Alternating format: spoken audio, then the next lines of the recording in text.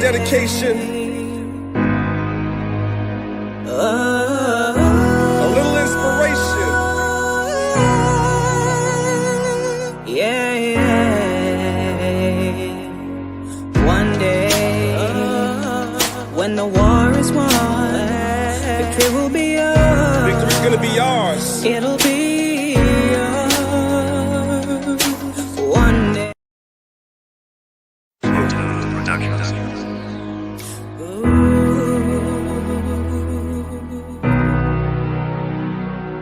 Yeah. This is a dedication. A little inspiration. Yeah. One day, when the war is won, victory will be yours. Victory's gonna be ours. It'll be yours. One day, when the kingdom comes, it'll be yours. It'll be yours. It's a long way up, Long way up. and a short way down. Just don't let nobody come and take your crown. Let 'em take your crown. Trying to make it through the system, but the doors are locked. The Most High got you covered. You're gonna rise to the We're gonna top. rise, y'all. This battle will bring victory. On with the greatest book in history. Jacob, you're great, it's no mystery. Jacob, you're great. Yeah. You know this battle has just begun. Battle's just Jacob, begun. you're hated by everyone. All But just nations hate remember us. you're the chosen son. Yeah. This song is such an inspiration. We get the kingdom though there's much tribulation. Every day I send my prayers up. I even read where Yahweh said he'd raise us up.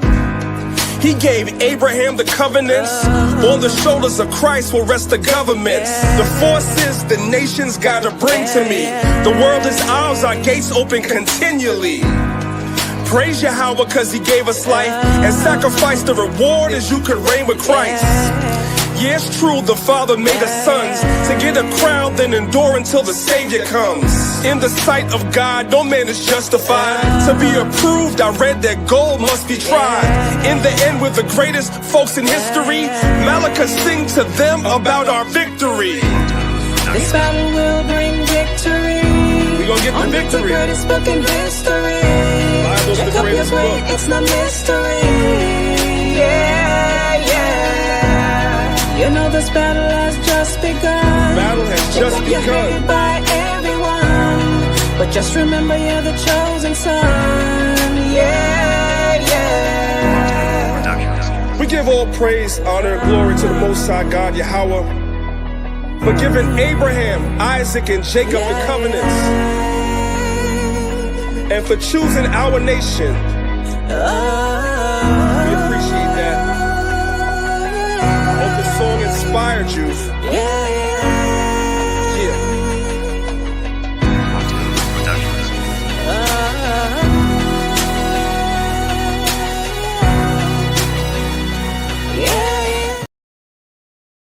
Spacious air, reflecting the way of life under the Florida sky.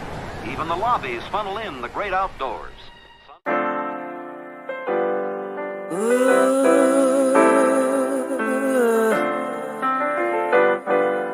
Chosen. I was set apart for God's use. Chosen.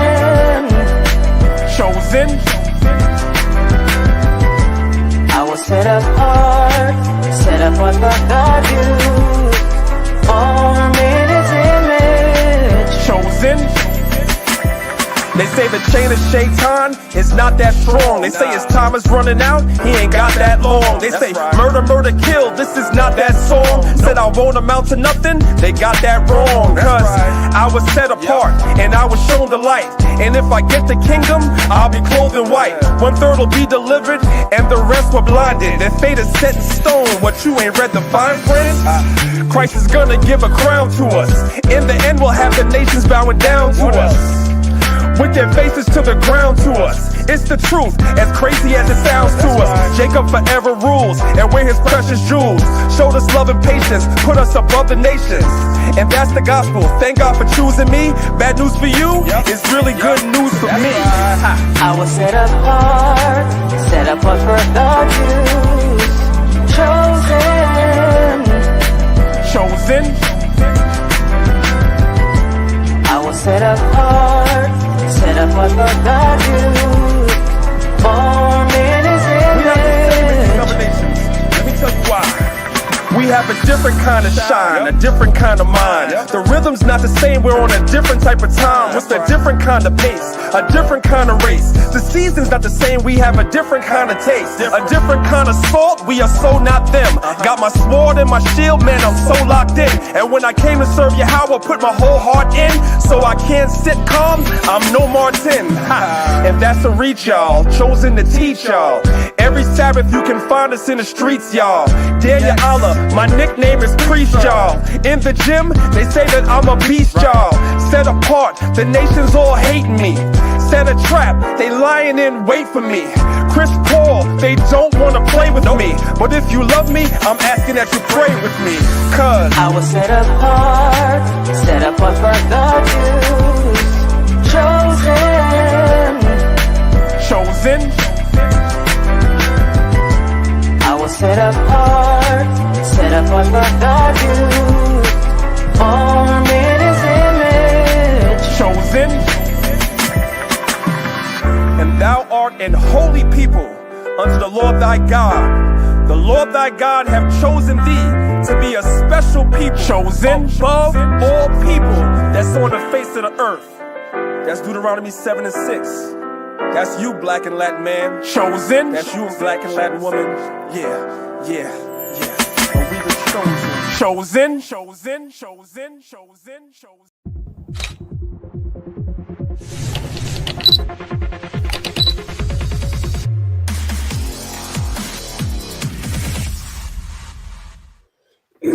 Shalom, everybody. Shalom. What's going on? Can you guys hear me? Can you see me? Can you hear me? What's going on?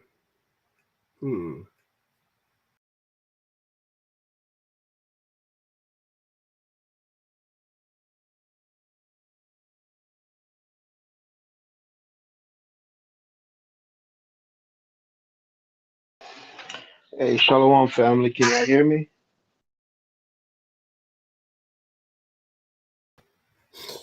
Can y'all hear us? Can you hear me, Zab? Yeah, I hear you, priest. All praises. It's doing something a little weird here. I don't know. It's StreamYard. It's not even me. Brothers and sisters, if you guys can hear us, put one in the chat. Let us know you can hear us for sure. Put one in the chat, please. It's doing a little something weird here. I should okay, you guys say you could hear. All praise to the Most High. All praise to the Most High. All right, then. I'm going to give all praise, honor, and glory to the Most High God, Yahweh. And I do so, of course, in his only begotten Son, Yahweh Shah, who the world calls Jesus Christ. It's your brother, priest Danyaahla, Lions of Israel, Maccabeestv. I want to thank everybody, brothers and sisters, for being here this morning to listen to our class. We appreciate you guys being here. Please be sure to hit the like button on our YouTube channels. Make sure you guys leave a comment, share with somebody. Today's lesson is going to be very, very important. Probably one of the most important lessons I've done in a very long time. So make sure you guys share the video. Of course, shout out to everybody that's listening to us on Maccabeestv and the Lions of Israel class, which are our YouTube pages. Guys, make sure you guys subscribe, especially if you're over on the Lions of Israel class page. Guys, make sure you subscribe. All right, so you guys can be notified every time we go live. Shout out, of course, to my brother Nasiah from Nasiah TV for allowing us to use this platform to broadcast directly into people's homes. And last but not least, I want to shout out the Clubhouse family. All right, there's a lot to get through today, which is why I'm starting off talking fast. I want to get right to the lesson. Guys on Clubhouse, I usually give you guys a scale of 1 to 10 about how important it is to actually look at the lesson on YouTube rather than just listen on Clubhouse. So on a scale of 1 to 10, I would say today's lesson is a 20 because I'm going to play a lot of videos. But if you're indisposed and you cannot watch the video on YouTube, then you're free to listen. Just make sure you guys also follow the room, follow the house, drop a comment in the comment section. All right. And if there's any technical issues on the Clubhouse side, the link is at the top of the room. You guys can come right on over to YouTube and continue to be a part of the lesson. With that being said, I'm going to turn the floor over to Elder Zahab. He has a couple of words he wants to say before we get started. Zahab, the floor is yours. Yes, Salakia, priest. I'm getting a text saying there's no visual. I don't think they can see the screen. Yeah, I know. That's what I was saying. Something is a little funky here. I don't know. So, Yeah, so since it's a visual class, you want to try to you want to make reboot, sure that I restart? want to make sure. So this is what we're going to do, right? Okay. They can't see us. I don't know why. But what I'm going to do is I'm going to share the screen real quick. And you guys let me know. I'm going to look in the chat. You guys let me know if you guys can see the PowerPoint. That's all that matters. Whether you guys can see myself and Zahab, it's not important. Whether you guys can see the PowerPoint is something else. So I want you guys to put 1. Once I put the PowerPoint on the screen, if you guys can see it, I want you guys to put 1 in the chat. I can't see what you guys are putting, so I'm just giving you guys a chance to see if you can see it. And then I'm going to turn it off and come back. If you guys can see the PowerPoint right now, it's showing. I want you guys to put 1 in the chat. All right? All right, I'm going to come out now, and I'm going to check. So you guys are able to see it. Stop sharing my screen just for a second. All right, so that's all that matters to me, is that you guys are able to see the PowerPoint. All right? If there's any technical difficulties, you guys know to text me on my phone. You guys already know what to do. If there's any technical difficulties, I don't know what's going on with this application today, but we're going to get through it. So with that being said, Zahab, they can see something on the screen now. They can't see us, but they can see something on the screen. So if you wanted to say anything before we get started, the floor is yours. Right. I just want to say Shah Kadasha Rock, happy new moon, brothers and sisters. This was the beginning of months, like the Lord told us, pursuant to the book of Exodus, the month of Bib. I'm feeling super psyched. Why? Because it's the new year, right? Now, you're a repentant Israelite, so you're not going down to Times Square on December 31st, standing in the rain and the cold and all that foolishness. You're not talking about all that foolishness with your family when they text you December 31st, January 1st. But this is the new year. This is the beginning of months, right? So I just want everybody to just give thanks and praises to the Most High. You see another year. And 14 days from now, sundown, we're going to keep the Lord's Passover. So I'm in a good spirit, a good zone. I pray everybody have a blessed Sabbath, and let's learn this information that the Spirit put on priests to bring forth. That's it. Shalom. All praises to the Most High. So today's lesson, as I told you guys the last couple of weeks, I wanted to go over, other things. I want to talk about prophecy. I want to talk about current events. That's what I wanted to talk about, right? But I'm also led by the Spirit, right? The Most High speaks about judgment. The Most High says judgment is going to begin at the house of the Lord.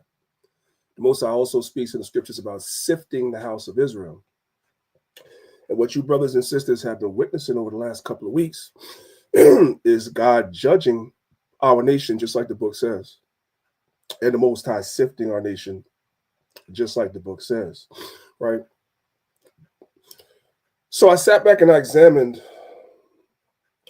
everything that's been going on in Israel over the last couple of weeks. So I guess like maybe over a month now. And I've seen a lot of people talk about different things. Everybody knows what those things are. So we don't have to have another conversation about the same thing. But I sat back and I asked myself, with these situations that's going on, and even situations that have gone on pretty much probably as long as I've been in the truth, because this stuff is repetitive. I asked myself, why is it that we, especially those of us that are awoken to be Israelites, are the way we are? You expect a certain level of behavior from people in the world. But us as repentant Israelites, you expect better. But at the same time, there's a human component to this thing. And we are a product, a lot of us, of our life experiences and our upbringing. That's what it is. Let's be real. Many of us, the things that we wrestle with, whatever those things may be, and they're different for each and every one of us, is a product of your upbringing, the way you were raised, and your life experiences. And you are a reflection of that. And so when I see what's been going on in the nation of Israel, I apply that same mindset to what I see. Part of the reason why a lot of brothers, and I'm going to deal with the brothers mainly because the brothers are responsible. You're supposed to be the leaders. I'm supposed to be the leader, right? Of this nation. A lot of brothers, their behavior in Israel, the things that they do, is a direct reflection of an absence of a strong male figure in their life. That's what it is. That's what it boils down to. And so many brothers had to raise themselves, figure out how to be a man as you went along, or some of you brothers was up under your mother or your grandmother too long, became highly emotional, and so you come in this nation and you bring your emotional self in this nation and you unleash that emotion, that instability in you on other people around you. And it all goes back to not having a father. So today we're going to talk about the role of a father. Today's class is called The Role of a Father, aka Let a Father Father, right? Guys, give me 1 second. I think Zahab had came back in. So let me just bring him back in. All right. Okay. Okay. Yeah. All right, guys. My apologies. Let's get into it now. And Zahab, of course, you're always welcome to chime in at any time. Okay. And again, guys, if there's any technical difficulties, let me know. Hopefully you guys are seeing the screen. All right, so let's move on now. We're going to start here in the book of Psalms, the 119th chapter. We're going to read verses 53 through 60. And this is what it says. It says, horror have taken hold upon me because of the wicked that forsake thy law. A lot of times we as Israelites, we have this finger-pointing syndrome to the world. We can look at what's happening in the world and we're horrified by it. Look at our people. Look at how they conduct themselves on Instagram and Facebook and WorldStar and TikTok. Look at our people. Our people are wicked. And we're horrified by that. Look at our people in the churches. Look how wicked they are. They don't want to keep God's laws. These pastors are robbing money from the people and committing adultery with people's wives, and half the people in the church are gay, and the pastors are stealing money from the congregation. Look at these people. We're horrified. But here's the question. Are we horrified by what we see in Israel today? Does that horrify us? That's the question. Because there's a lot of wicked Israelites that are awoken to their nationality, but they don't keep God's laws. They don't. And you can see it. You can see it. Let's keep reading. It says, thy statutes have been my song in the house of my pilgrimage. I have remembered thy name, O Lord, in the night, and have kept thy law. This I had because I kept thy precepts. Thou art my portion, O Lord.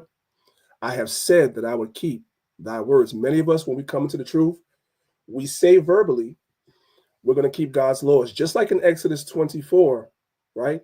When Moses read the words of the Lord to the people have said, all that thou hast said, and I'm loosely paraphrasing, but it says, all that thou hast said, what we will do.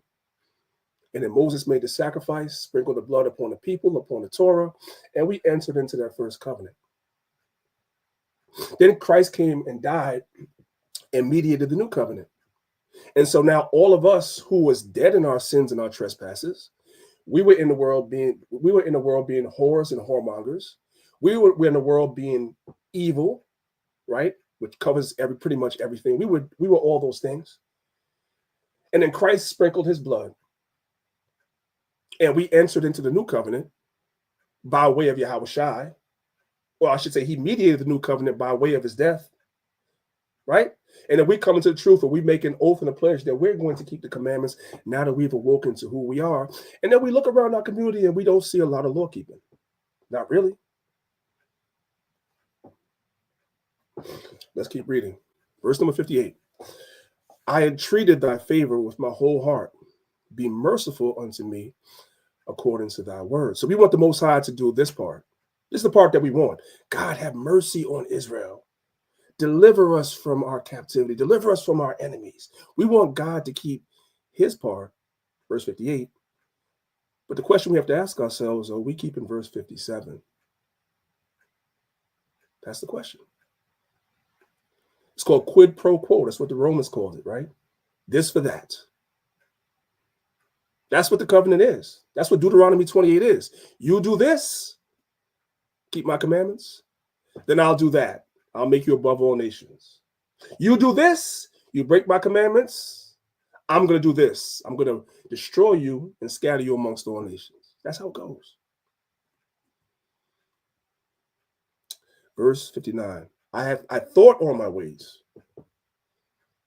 This is the important part. I thought on my ways. How many of us actually think on our ways? I'm talking about in the truth.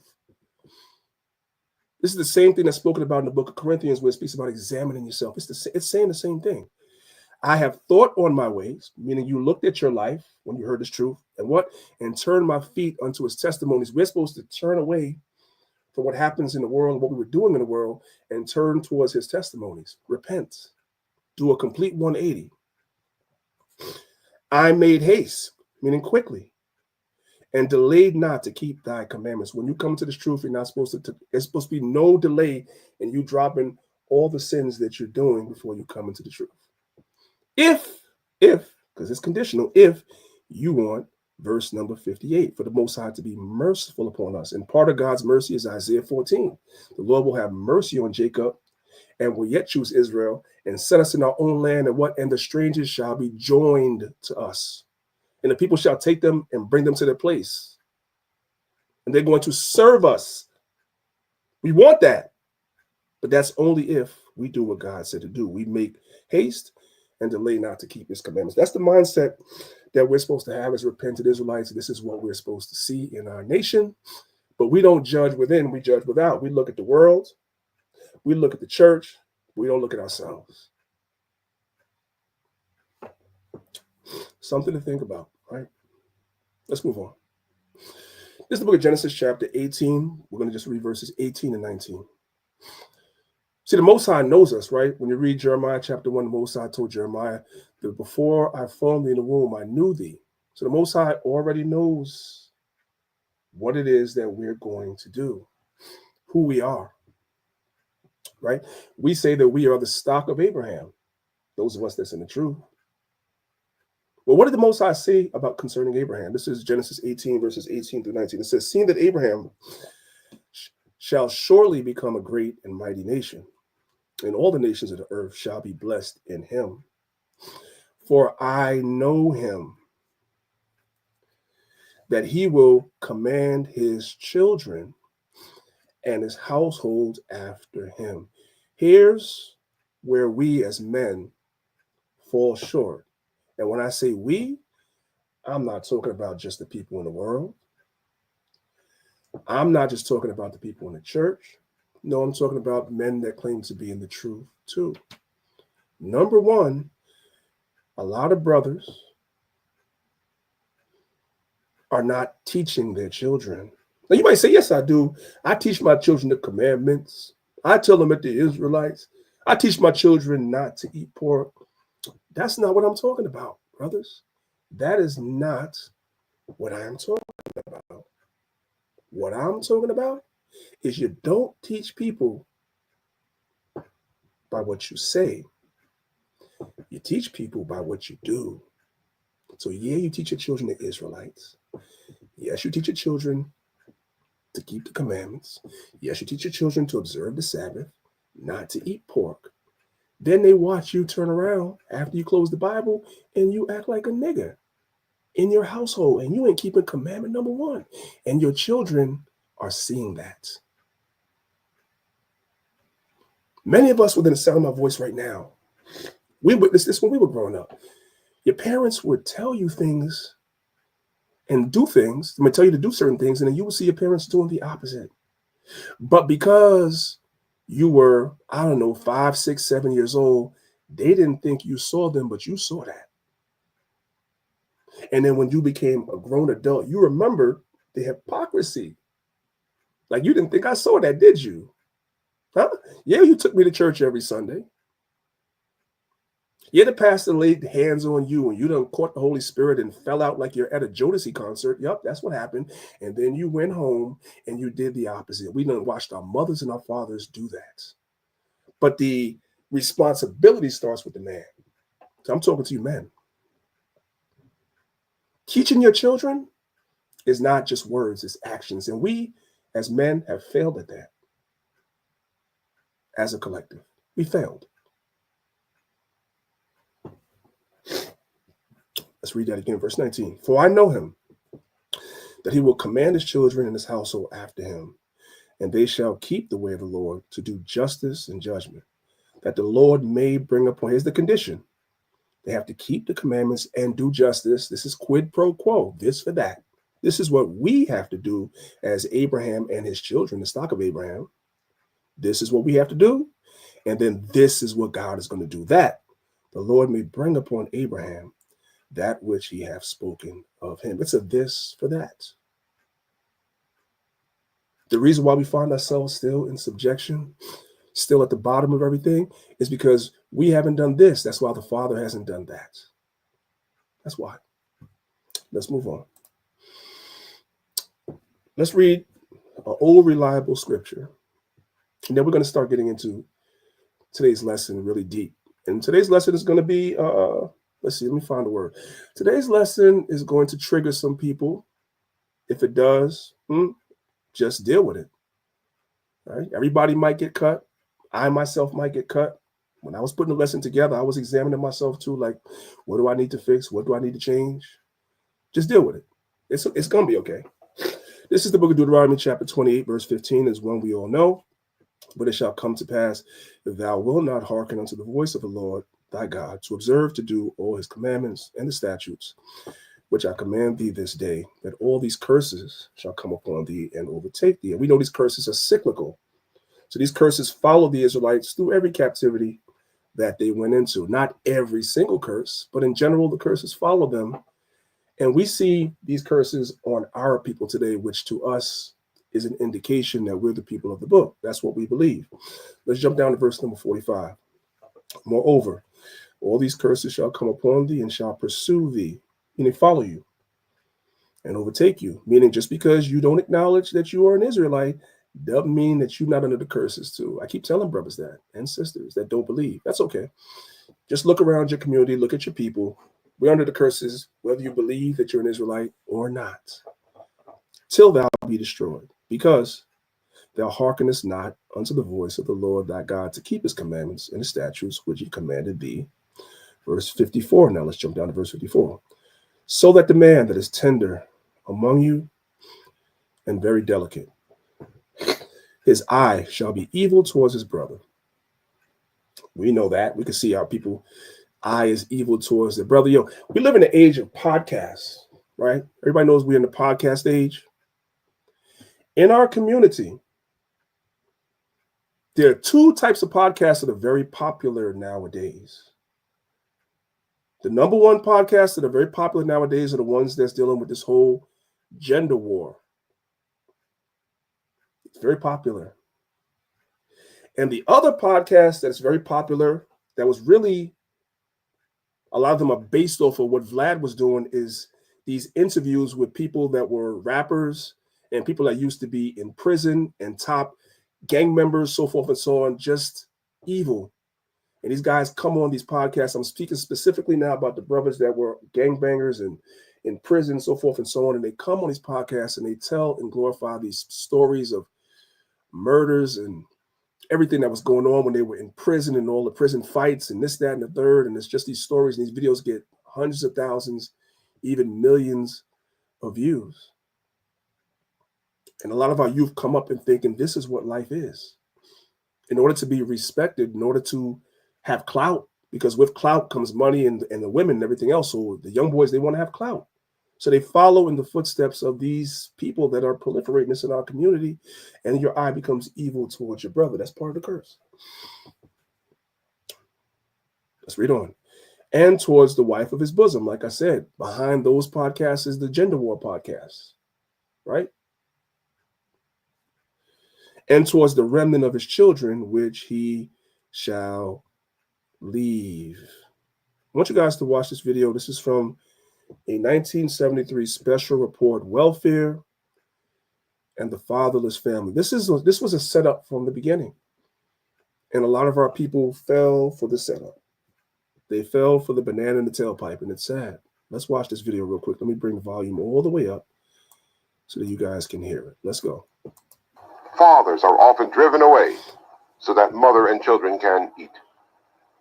85% of the head of household is a woman, because most of the men who should be in the household, they cannot make a decent living. That's a setup. Most of the men that should be in the household can't make a decent living. So what happens? The system, this is going all the way back to 1973. That's before pretty much probably we all were born, even me. This was in place. How much more 50 plus years later, 25, 52 years later, how much more? This is always a setup. And you hear these talking points in the gender war podcast today. We've talked about this in classes in the past. A lot of our sisters say they don't want a man unless he has the 3 6s. And one of the 3 6s is a man has to be making over $100,000 a year. I'm talking about the women in the world, not our Israelite sisters, but the women in the world. This is what they're saying. This is what's being perpetuated. And if the man is not making $100,000, he can't be in the house with you. So what the war that was being fought 52 years ago was still being fought today via social media and the podcast. This is a curse. Let's keep watching. And of course, it is better to know that a child will be fed 12 months out of the year than 3 months, which you do in the summer when construction work, you can make a decent living. The man in the house rule was written to prevent welfare cheating. The man in the house rule was written as the part of this law to prevent welfare cheating. If the man is not making enough money, right, and the woman in the household wanted to get on welfare, the man had to be put out. Okay. To make sure that aid to families with dependent children would go only to families headed by mothers.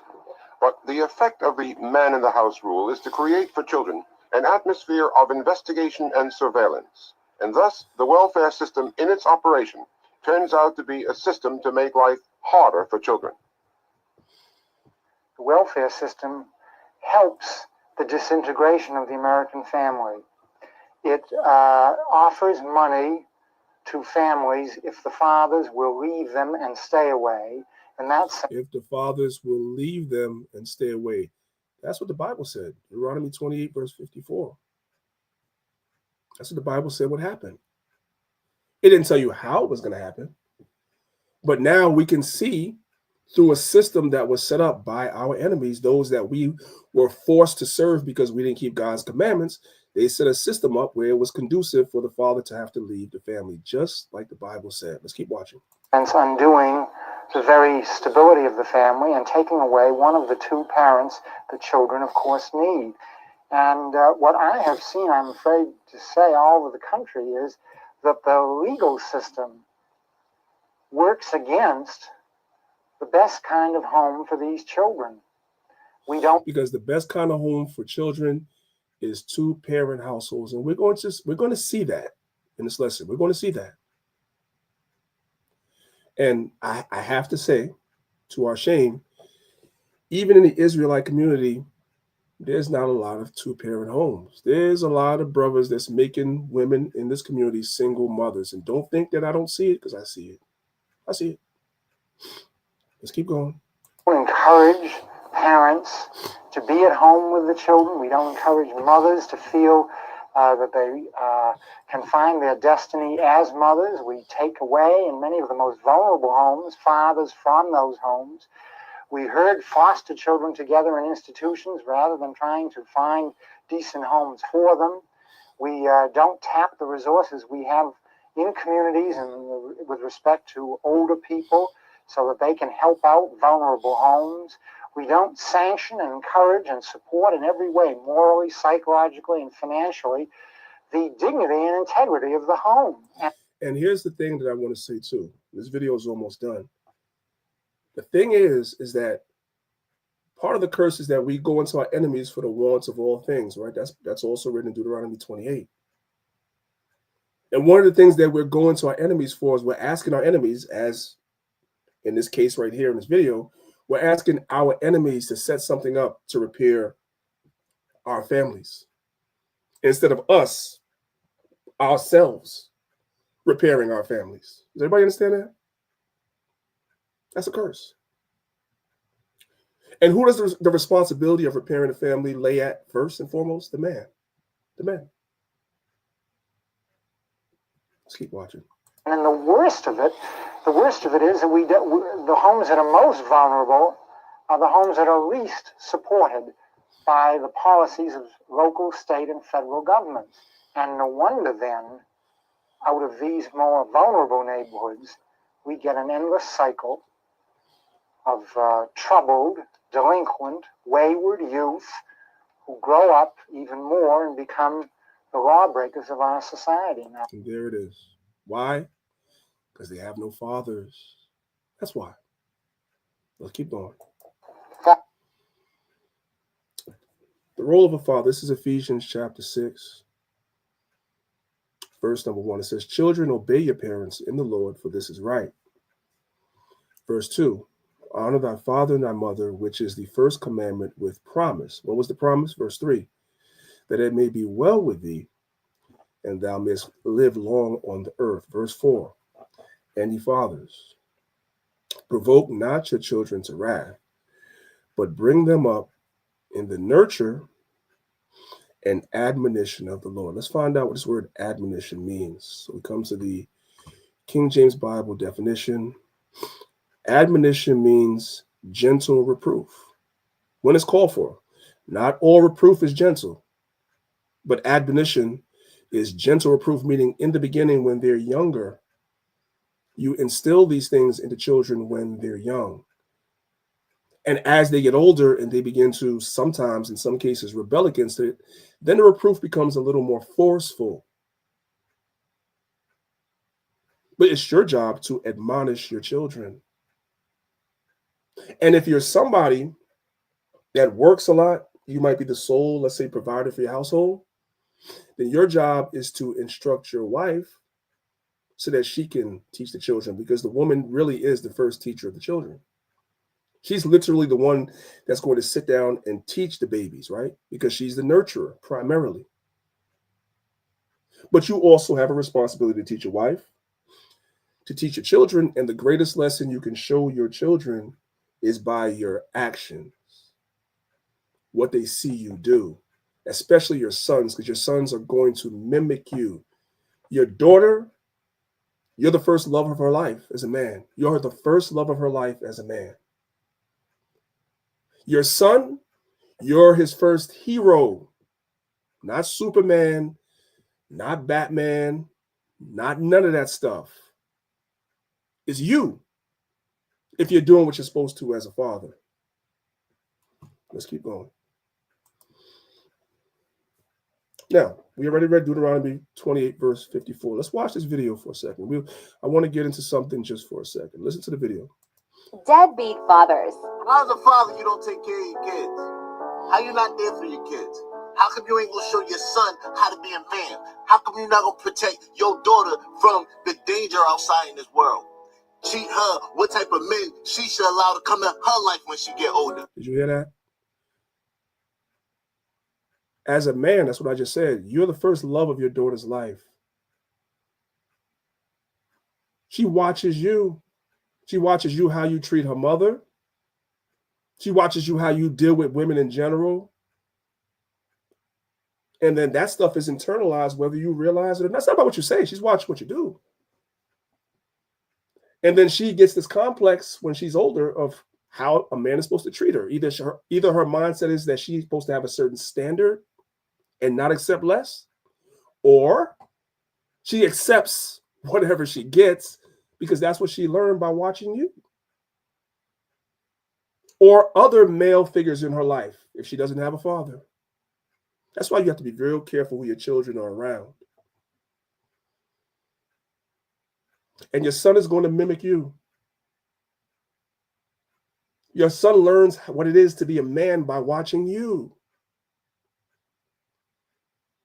And I'm not just talking about a man in the world. I'm talking about an Israelite man. What is an Israelite man? What is that? Your son learns that by watching you. Don't give a damn how many precepts you show him. Let's keep watching. How you don't show up for your kids? How do you get a girl pregnant and you just walk away? How? How you a man? How you not be a father for your child? There are Israelite men who have children in the truth.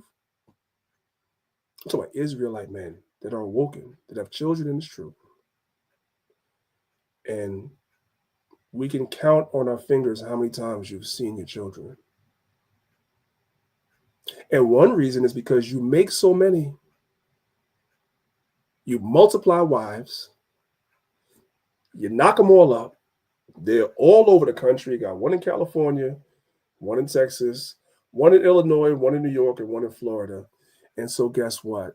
You one person making, barely making the national average of what income is. So you can't get around to see these children, and they become the very thing that this dude is talking about. But we only point the finger at the world. What about what's going on in Israel? What about that? Because a lot of you brothers were broken vessels that never really healed and came into this truth and learned you an Israelite, worked your way up by knowing a whole bunch of precepts, get into a position of leadership or power, but you never really healed yourself. And you're perpetuating a lot of the problems that's in this nation today. That's why we're seeing what we're seeing in Israel today. That's why. A lot of these dudes didn't have a father, I'm telling you. Or a strong male figure. I'm telling you, I could see it on them. Let's keep going.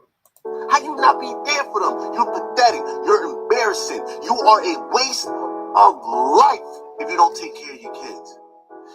I'm tired of seeing women play mom and dad because of dudes like you.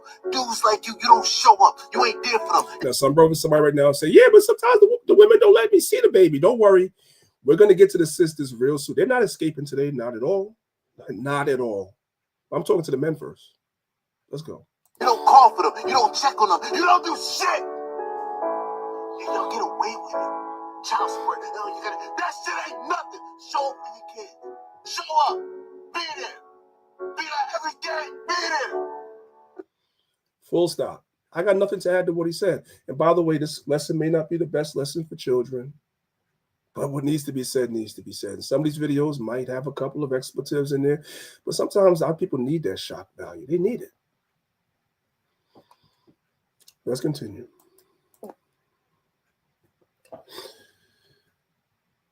Now, again, this is why it's important for you guys that are on Clubhouse. If you can click the link at the top of the room, as I told you guys, a lot of this stuff I'm going to be showing you. So I want you guys to look at this right here. This is a chart from a website that does a lot of statistical studies and everything on the importance of a father in the life of his children. I want to focus on two of the bullet points here on this chart. Well, let's start with the title. It says factors that predict a father's involvement. Many factors affect how involved a father is with his children, how involved a father is with his children. Let me translate that for you. For you sisters and you brothers, I guess everybody, when you're courting your spouse, there are certain indicators in your spouse that you could see. Today they call them red flags. Well, you can see if your potential husband or your potential wife had a strong male presence in her life. You can see it. There's certain signs, certain things you can see. That's what the courting phase is all about. That's why it's so important. You can see it. Also, specifically speaking to the families that have a mother and a father present under the same roof in the household, and you have a healthy relationship. A healthy relationship, brothers and sisters, does not mean that you guys don't have your ups and downs. A healthy relationship does not mean that you don't have disagreements. That's not real. That's Disney. A healthy relationship means that in the midst of your disagreements, in the midst of your downs, when things are not going so well, there are boundaries that aren't crossed. There is respect that is not lost. And you both know how to reconcile and get back to a place of friendship in a short amount of time. That's a healthy relationship. Your children see that. And so guess what? Now, when they get married, that's what this chart is showing you. Guess what? That man or that woman is more satisfied in their relationship, because see, what happens with many of us is as soon as the problems come in a relationship, I didn't say y'all, I said we have been conditioned that as soon as problems come in a relationship, you run. You don't work through it. And then this is passed down to the children.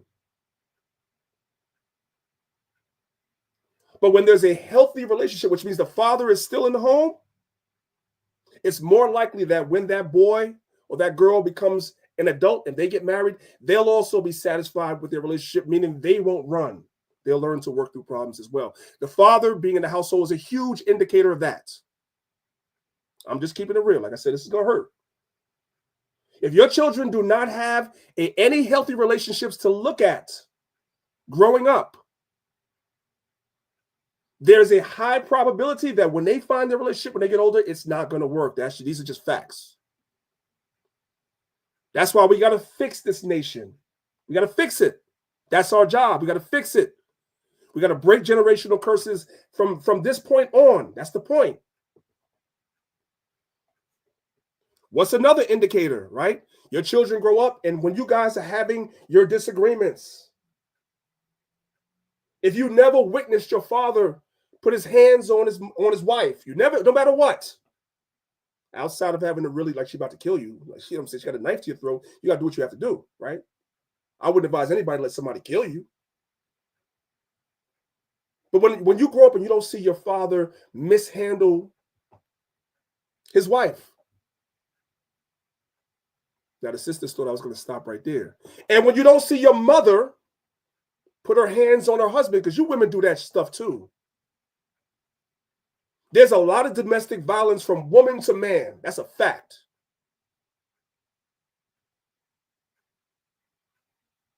When your children don't see that, guess what? They're more likely in their relationship not to experience that because they didn't see you do that. But in order for them to have that opportunity, you two got to stay together. The man has to stay in the house. He has to be there so they can see that. So that he learns that he doesn't talk with his hands when he's angry. And she learns that she doesn't talk with her hands when she's angry.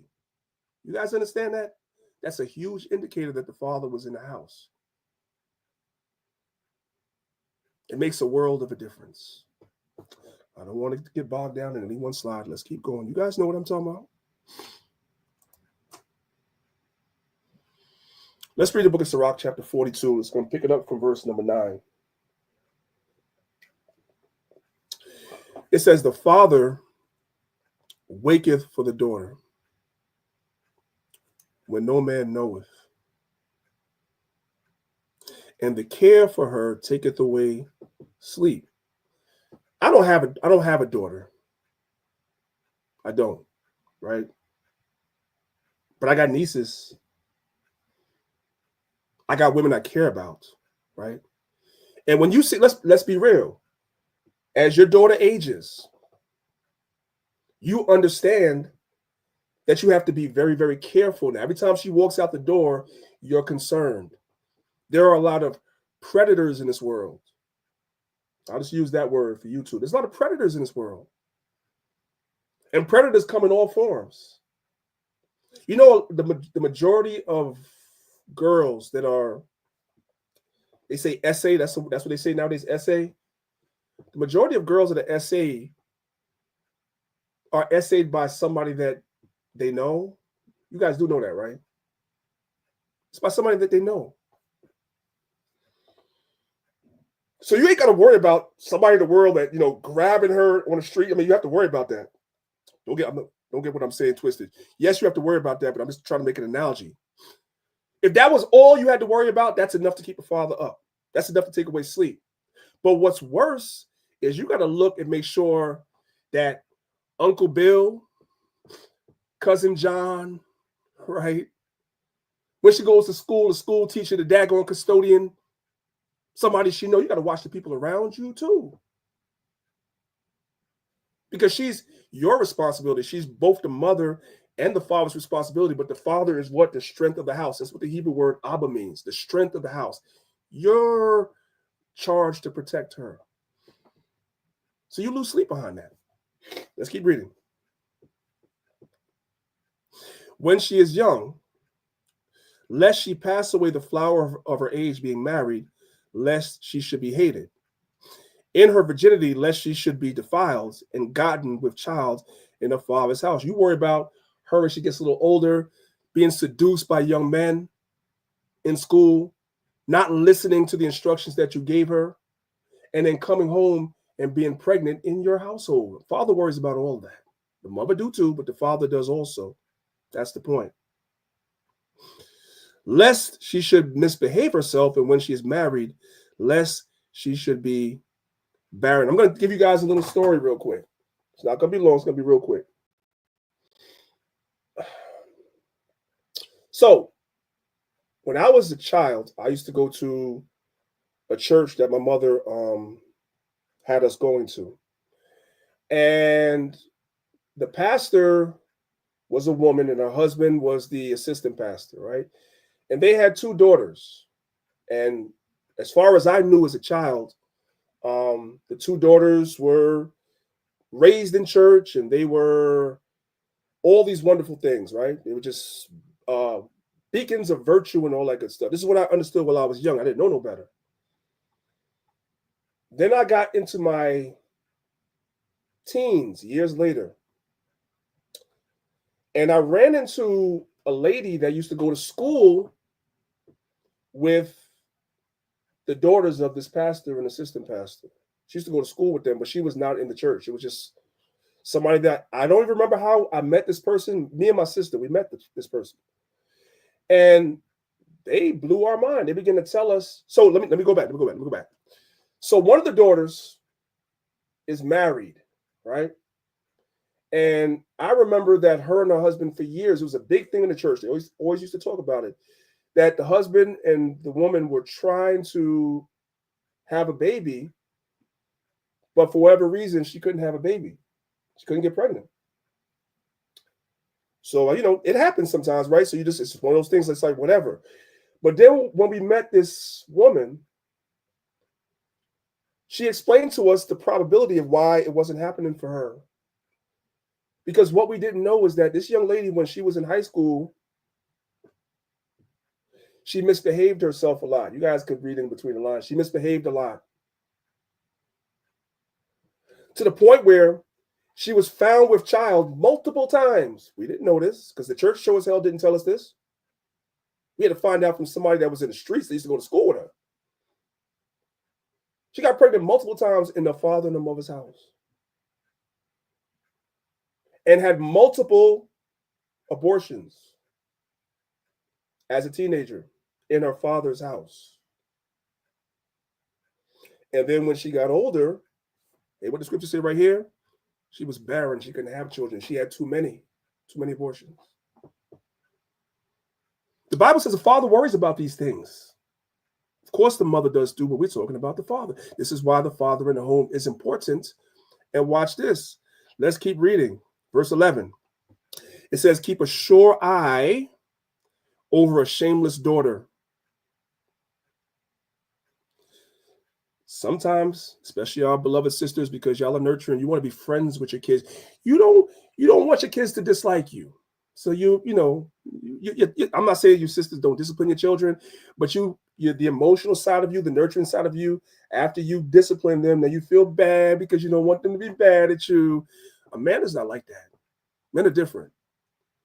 Men are different. Masculine men, let me say they're different. Some brothers, man, they cupcakes themselves. I'm talking about masculine men are different. I don't care if you're mad. I don't care. That's how I treat my son. I don't care if you're mad at me. That's irrelevant. Anyway, lest she make thee a laughingstock to thine enemies. And that's what that young lady was. The people in the church were, they would throw it one way, but in the streets, they were a laughingstock. And a byword in the city. Guess what byword they had for that young lady? Guess what the girl that went to school with her, guess what byword they call this girl? Like they use the H word. You guys can I'll give you some numbers. They use 304. You know what a 304 is? That's what they called her. As a man, you don't want that. You don't want that for your daughter. So you got to keep a sure watch over her and admonish her. And as she gets older, the admonition this probably has to be a little bit more stern. And a reproach amongst the people and make thee ashamed before the multitude. Let's watch this video real quick. Listen. Because we have to validate our daughters. We have to tell them who they are before somebody that don't love them tell them what they want them to know. Did you hear that? Let's watch that again. That was deep. Listen again.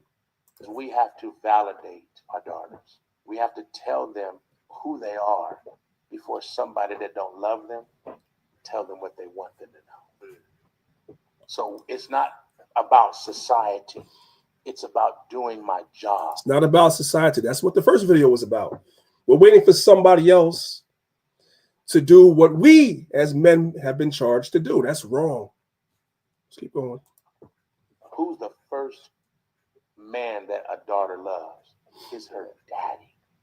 And if he don't do his job, remember this, every adult problem is an unresolved kid issue.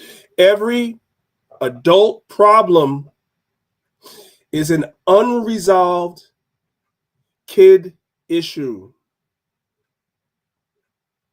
Y'all got that? Apply that to what you guys have been seeing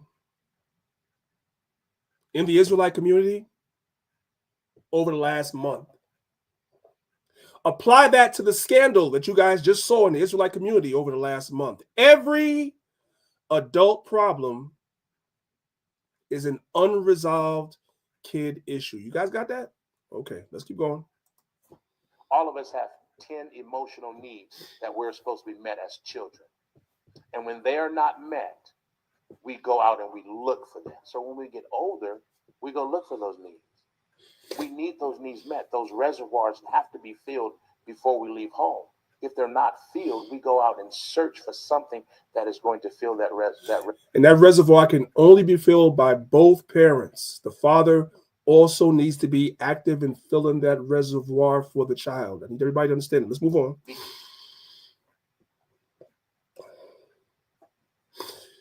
You teach your daughters how to be loved by how you love your wife or how you treat other women. It says, husbands, love your wives even as Christ, Mashiach Yahushua, also loved the church and gave himself for it. This is 1 John chapter 3, verse 18. It says, my little children, let us not love in word or in tongue, but what? But in deed and truth. Love is an action, not a word. Love is shown in action. So you want to teach your daughter how to receive love and be loved? You want to teach your daughter how to love her husband as a man? You got to show her that by example, indeed,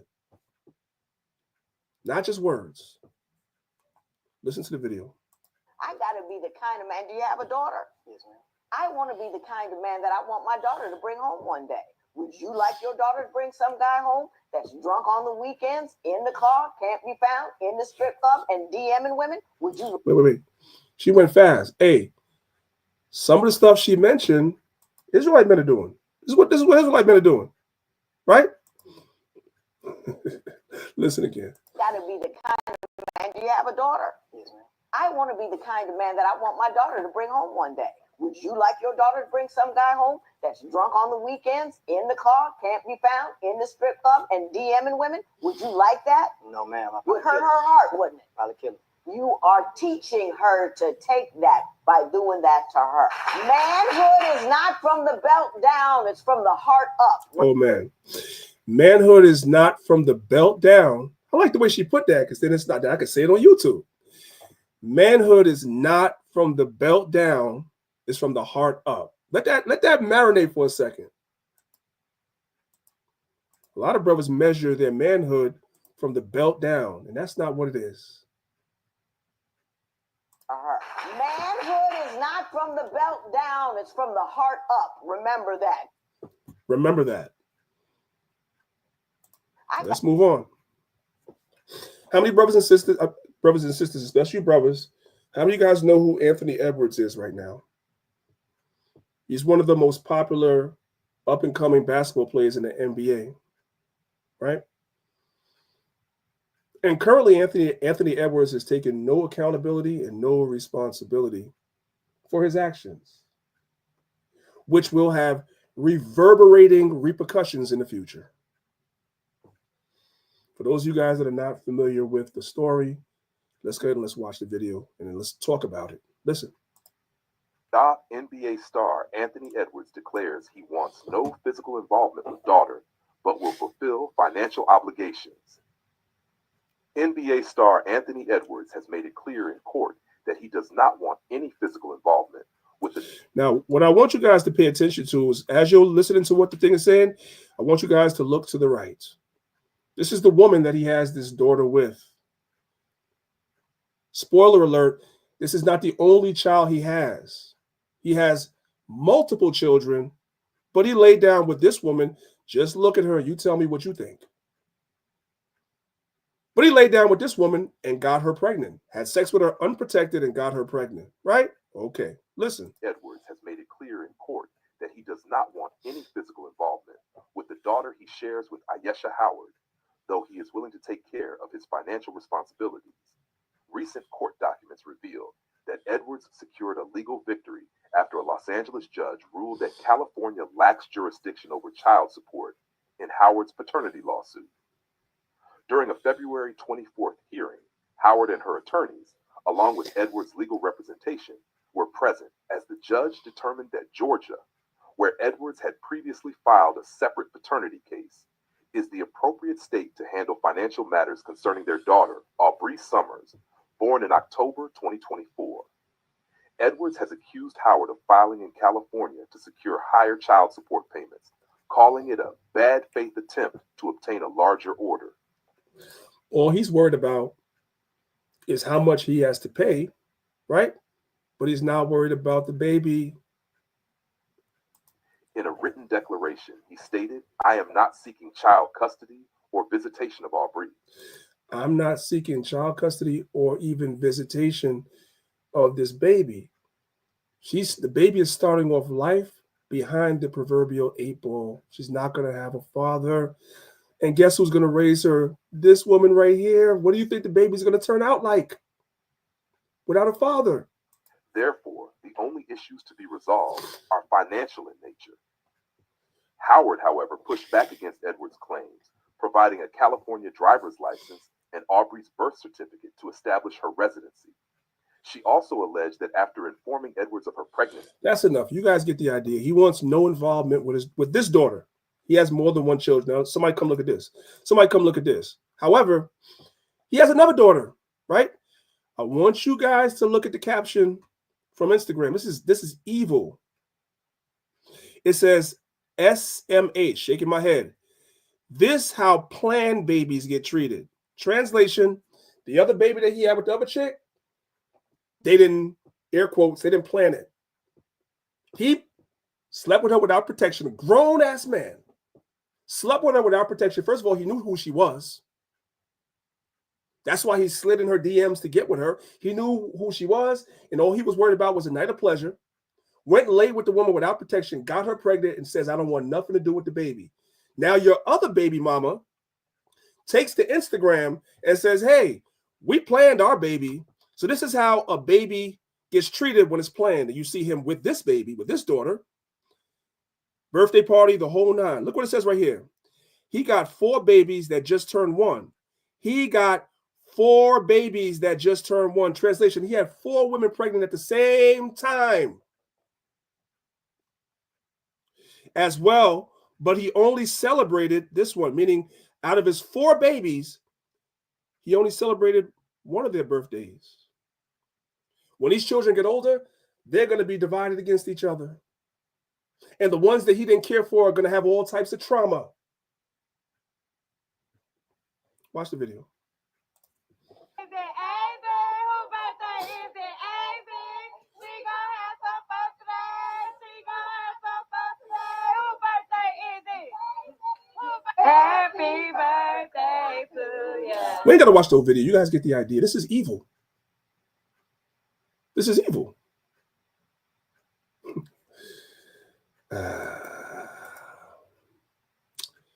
But this is a generational curse. Let's come out for a second. I want to show you guys something. Let's go to this article. So I want to do a little research about him because I asked myself, I'm like, why is he like that? Why would you have 4 babies, 4 women pregnant around the same time, but only care for one of your children? Like, what type of man would do something like that? So I had to go look. And this is what I found. Let's come here. This is an article from People magazine. It says, who are Anthony Edwards' parents? All about the NBA stars, Yvette, mom Yvette, and dad, right? So let's just read it. We ain't got to do much reading. It's right here at the beginning. It says, Minnesota Timberwolves star Anthony Edwards has had the support of his family to motivate him throughout his career. The shooting guard was born to his dad, whose name is not known. You don't know his father. You guys get it? How could a man be like that? His father wasn't around. And mother, Cretia Yvette Edwards, on August 5th, 2001. He was primarily raised by his mother and grandmother. Translation, no strong male figure involved. And so now we come back to, let's come back to the PowerPoint. Now we come back to a situation where you have a child, or you have 4 children, but you only take care of 1. And the rest of these children are going to grow up with a lot of trauma, a lot of resentment, a lot of anger, a lot of confusion, and all that because they don't have an active father. And in this child's case right here, her father flat out just rejected her. Just flat out rejected her. Crazy.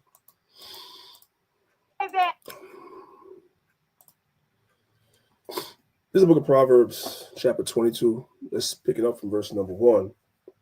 It says, a good name is rather to be chosen than great riches. He's not going to have a good name. He doesn't have a good name already.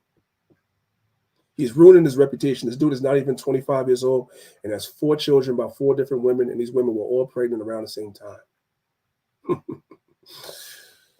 A good name is rather to be chosen than great riches, and loving favor rather than silver and gold. The rich and the poor meet together. He's the rich guy. Most of the women that he slept with, for the most part, they don't have money. They just have, I guess, what he's looking for. He finds them attractive. And so he deals with them.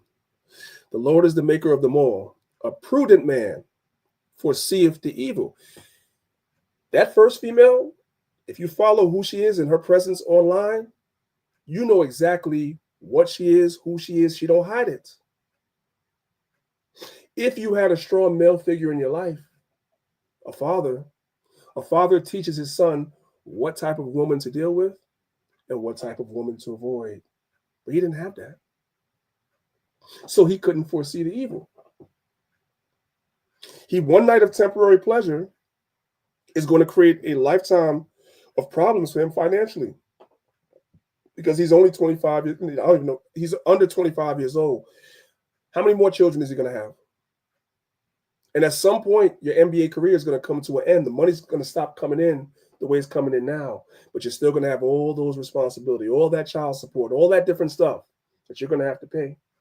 And this is how men just like him, the story just keeps repeating itself over and over from one generation to the next. This is how a lot of these ball players and rappers end up broke after their career. A prudent man foreseeth the evil and hideth himself, but the simple pass on and are punished. Let's move on. He knew exactly what he was doing. He knew exactly who she was. She is not mine. You cold. He cold. She belongs to the streets. He knew that she belonged to the streets. He knew that. But a prudent man would have seen it and not dealt with it. We're prudent men. There's certain types and calibers of women that we as men are not supposed to deal with. And you're supposed to teach your sons that. And you're supposed to teach your daughter not to be the caliber of a woman where a man will lay with you for a night of pleasure, but doesn't want to be with you because of how you present yourself. You got to teach your daughter that. That's your responsibility as a father. Let's move on. Look what he's going to miss. Look what he's going to miss. It says, my baby girl's reaction when her dad gets home from work. Look what he's going to miss. Look at the baby. Who's that? Where is he? Who's that? Who's that?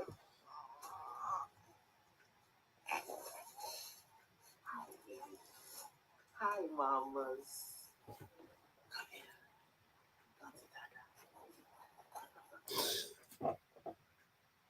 I don't have no daughters, right? But I have, boy. So I remember even with a boy, when you get home as a father, there's nothing better than that. Ask any man as a father that's in your child's life. There's nothing better than that. You could have the most awful day at work or wherever. When you come home and your children greet you that way, it just makes everything better. If you're a father and you know what I'm talking about, put one in the chat. If you know what I'm talking about, it makes everything better.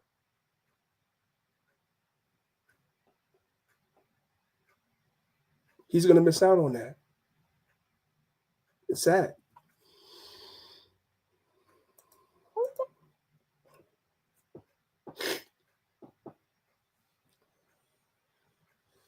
I'm going to skip this for now for the sake of time, because time is getting away from me.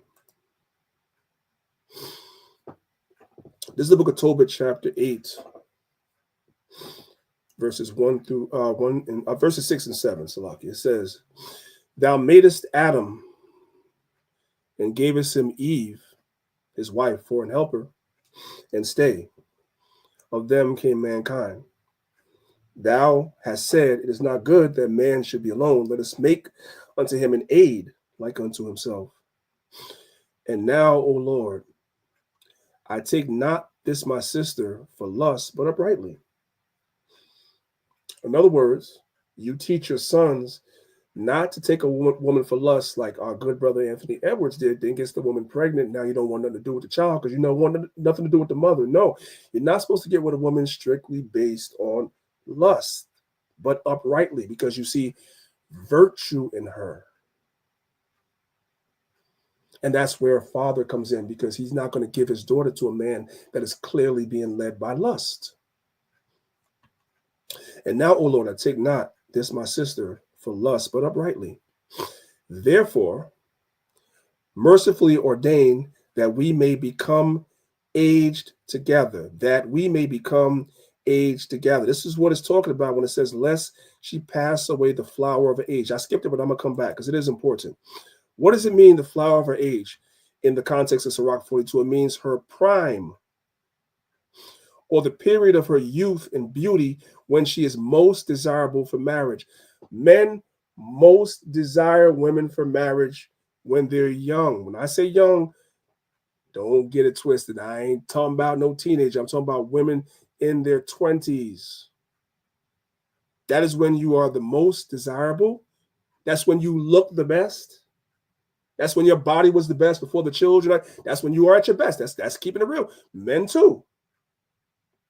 That's when you are at your best. One of the worst things that could happen for a father is for no man to desire his daughter when she's young and of marriageable age.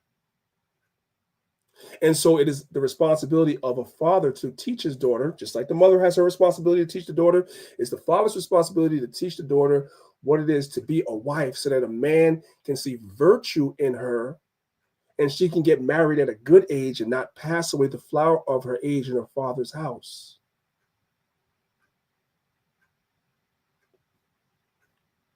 This is what Tobit is talking about. A young man and a young woman are supposed to get married at a reasonable age, and they're supposed to build and grow together and get old together. That was the idea. Let's move on. This is Sirach 7, verses 23 through 25. It says, hast thou children? Instruct them, and bow down their neck from their youth. Meaning what? Admonish them. Teach them respect when they're young. The West Indians have a saying. The saying goes, you got to bend a tree when it's young. You got to bend the tree when it's young. Verse 24. Hast thou daughters? Have a care of their body, and show not thyself cheerful towards them. As a father, as a man, really mothers too, because this verse is gender neutral. I'm talking to the men. You brothers that have daughters that sometimes you don't really want to discipline your daughter, because you too want to be your daughter's friend and you want her to like you all the time. That's wrong. That's a bad lesson you're teaching your daughter. Yes, you love your daughter, all of that. But sometimes you have to bend their neck as well. When you think about bending the neck, you always just think about the boy. No, you got to bend the daughter's neck too. Sometimes she's not going to like you, and that's okay. You got to embrace that. You have to embrace your children not liking you. I would say 95% of the time, my son does not like me, and I don't care. I don't care. I'm going to tell you what it is, and that's it. You be mad, just be mad. I don't care. If I had a daughter, it would be worse. Verse 25. It says, marry thy daughter, and so shalt thou have performed a weighty matter. So for a man, a father, it's a weighty matter who you allow your daughter to marry. That's why you have to be involved. That's why it's so important. And it starts from the very beginning by her watching you and seeing what manner of man you are. Because you're teaching her what type of man she should accept. It says, but give her to a man of understanding. And a man of understanding does not indicate that the man just in word knows he's an Israelite, but a man that understands what it means to be an Israelite by the way he carries himself. That's a weighty matter. If you look across the spectrum of the Israelite community as it exists right now, for you brothers that have daughters that are of marriageable age or almost marriageable age, you don't have to tell me, I already know. There aren't a lot of brothers that you guys see in this community that you want to give your daughter to. There's not. I don't even have a daughter, and I know that. All right, let's move on.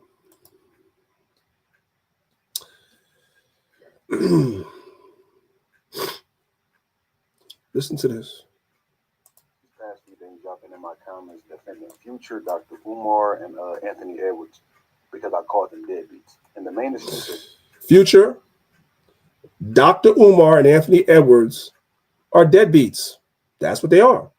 Yes, Future pays child support. Yes, we saw in the videos Dr. Umar pays child support. Yes, we see that Anthony Edwards agreed to pay child support. What do all three of those guys have in common? None of them were, and in the case of Anthony Edwards, going to be in their children's lives. If you are an ATM, meaning you just spit out money, you're not a father. You're a deadbeat. That's exactly what the brother said in the video. I agree. past few days, y'all been in my comments defending Future, Dr. Umar, and Anthony Edwards because I called them deadbeats. And the main excuse that y'all are giving them is, oh yeah, they've been paying their child support, so they can't be a deadbeat. They're still a deadbeat. You're not involved in that child's life physically, emotionally, or intellectually, or nothing. You're not there physically at all. You're more like an ATM. You're not a father figure to that baby.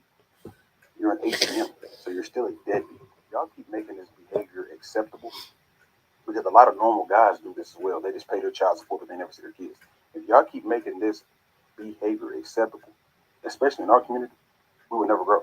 Sitting here defending deadbeats is the most wild stuff I've ever seen in my life. It's wild. But a lot of the people that defend, a lot of those people that were in his comments defending these dudes that don't actually be active in their children's lives, you know why those dudes were defending it? Because their father wasn't active either. That's just what it is. And the sadness, a perpetual thing that's on our people, and the cycle has to change. And I would hope that it would change starting in the Israelite community, but apparently it's not so. Let's keep going, though. There's plenty more.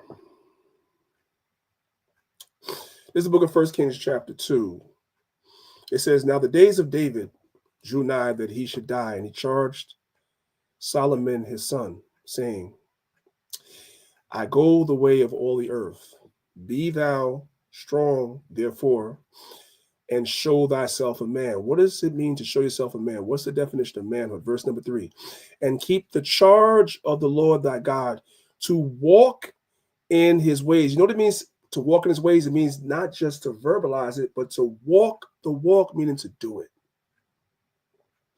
To keep his statutes and his commandments and his judgments and his testimonies, as it is written in the law of Moses, that thou mayest prosper in all thou doest, and whithersoever thou turnest thyself. So to be a man is to walk the walk.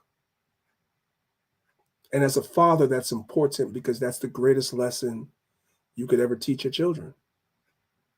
So you have to be involved. You can't just be an ATM.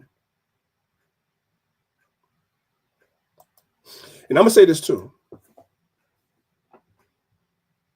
Specifically for the brothers that might have issues seeing your children because of the mother, which, sisters, it's y'all turn now. We're about to turn to y'all. I admonish brothers to fight for your children. Fight for your children. And there are ways to do it. Fight to see your children. If you have to go through the court system and demand visitation, whatever, fight to see your children. It's important. I can't stress it enough. All right, sisters, it's your turn. It's your turn now. I want you guys, sisters, to pay attention to this. Because all of you know a woman, whether it's in the truth or in the world, that's just like this lady in this video right here. Let's read the caption. She said, all children do not need their fathers. Spoiler alert, when you listen to this video, she tells you nothing about her children not needing the father because of something the father did to the children, that he wasn't good to his children. The reason why she doesn't want the father around is because she don't want him around because she ain't rocking with him. Got it? Listen. My kids don't need their father in their life. If the quality of your happiness. Being a mother is not about your happiness. That's crazy. Sorry, I just had to say that. My kids don't need their father in their life. If the quality of your happiness as a single mother is tested on a constant basis, can you make the decision that the children do not really need him around? Did y'all catch that? The quality of her happiness was tested, so she made the decision that he can't come around. It had nothing to do with him not taking care of his kids. Y'all caught that, right? Okay, let's keep going. If the way that he treats you is detrimental to your mental and emotional health, do you have to make that decision? You don't have to deal with him. That's what the court system is for. You can separate yourself from having any dealings with him, and you can have a neutral place for the child to be. This is common sense. The courts have all types of things where you have a place where you could drop your children off, and the father could come pick them up, and then he drops them off at the designated spot, and you come pick them up, and y'all don't have to talk. But you make a decision that you don't want them in his life at all for you, and it's going to ruin the children later. Let's keep going. Married to my children's father, and I had been with him since I was 12 years old. After making the decision to divorce my ex-husband, he was very emotionally and mentally abusive to me. Now, we don't have both sides. How do we know that she wasn't mentally abusive to him? Because a lot of times it goes both ways. It takes two to tango. And because y'all can't get along, now the children must suffer. Crazy. Let's keep going. I used to make the excuse all the time, like, my kids need their father. They need their father. But at what cost? I used to get so angry, and I used to go into these deep, dark spaces every time I had to deal with him. By the time me. Y'all catching it, right? Let's keep going. Kids came home to be with me, I'm depleted emotionally. It even went so far that I would talk badly about my kid's father in front of them. And then y'all saw that? She talked badly about their father in front of them, but again, I know I'm repeating myself. It's okay. She talked badly about him in front of them, but notice she never said he actually did anything to them. It's all about her. And I had to make the hardest decision that I really did not want to make. After sitting and thinking to myself, this is not what I want for me. If I have to continuously allow myself to be damaged in such a way, how much good am I going to be for my kids? And as a single mom, of course, we're looking around to all the women that are around us, whether they're married or maybe they have children and maybe them and their children's father aren't together. But the co-parenting goes well for them. And I never saw the co-parenting goes well for certain people because certain people make a deliberate effort for it to go well. You have to make an effort for it to go well. Myself being a single mom, literally with their father out of the picture. I never saw this coming. But when I tell you, I am the happiest I have ever been. Me. You're happy, but are your children happy? Well, she's not going to talk about that. Let's keep going. With him outside of the picture. Are my kids sad about this sometimes? Absolutely. Y'all catch that? She's happy, but the children are sad. But it doesn't matter because she's happy. I'm sure they think about it quite often. But am I my best self with them? Absolutely. They get a better quality of a mother for me because I'm not being abused. I've had enough. It's all about her. And it's sad. Now, let's just say, as I said before, because I want to be balanced, let's just say everything she said was true about him being mentally abusive and all this other stuff, right? You don't have to deal with him to allow your children to deal with him. They have all types of things set up through the court system and visitation where you have to have no dealings with him, but you're robbing your children and you don't even know it. Or you do know it and you don't care. That's why I'm telling you, brothers, within the sound of my voice, fight for your children. Let's go to the next one. This young lady is speaking from the heart. Because I said it, so somebody may be like, well, you're a man. You're just speaking for the men. So I'm going to let a woman tell you. Just listen. Just listen. You don't. Raise the volume up. Listen. You don't know what you've missed out on until later in life. Like I've asked my little sister, and she said, yeah, I don't need the father. I'm just fine with that one.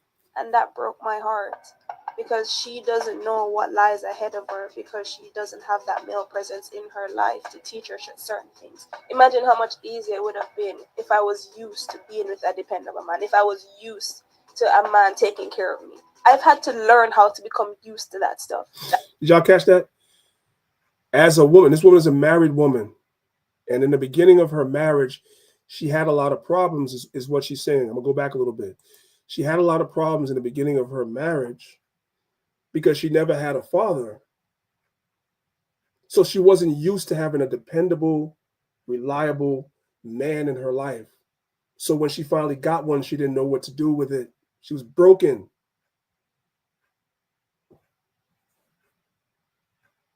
So when you say your children don't need a father, you don't know what you're talking about.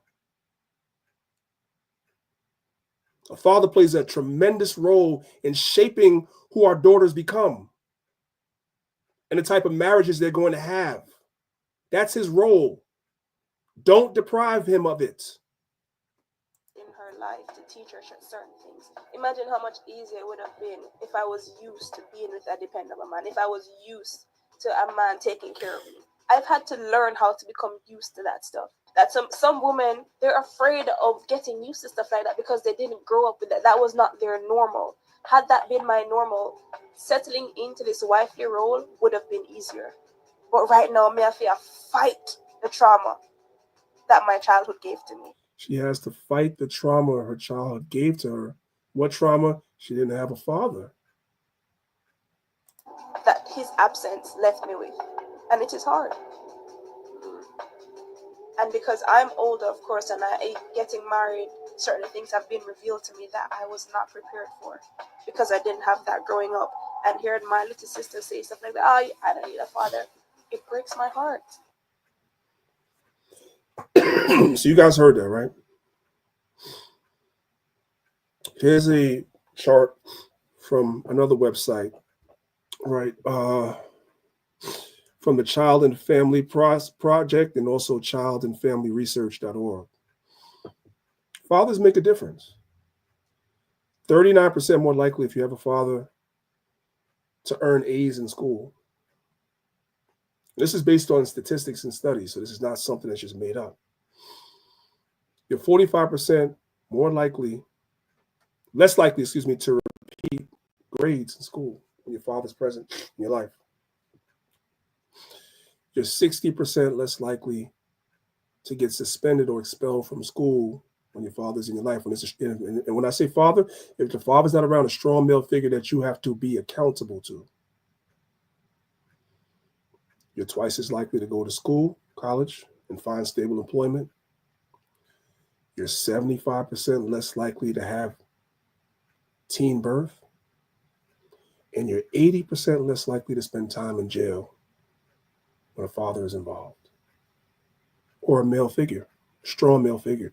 And when I say a strong male figure, let me say this to the sisters that might have children and the father's a deadbeat, right?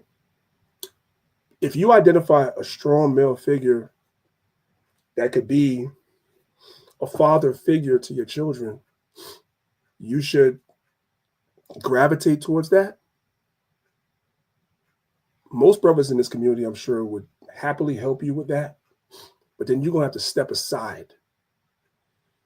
Because to be a father or a father figure, sometimes the admonition is going to be rough.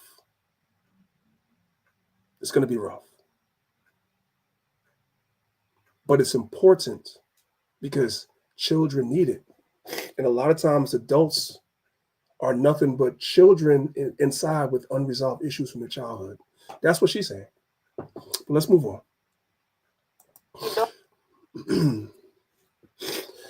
It should be about the children. Here's another graph from another different statistic company. when there's an absence of a father in America, there's a greater risk of poverty for children growing up. There's more likely to have behavioral problems. There's a greater risk of infant mortality, more likely to go to prison, more likely to commit crimes, more likely to get somebody pregnant or to get pregnant, more likely to abuse drugs and alcohol, more likely to suffer obesity, more likely to drop out of school. Because yes, as a mother, your children have to be accountable to you, but the Most High put the man and the woman complement each other. The man is somebody that children would more have a fear of and be worried about having to answer to, which is why the statistics are lower in these areas when the father is involved. You have to let a father be a father, or a father figure be a father figure. That's the point. Let's move on.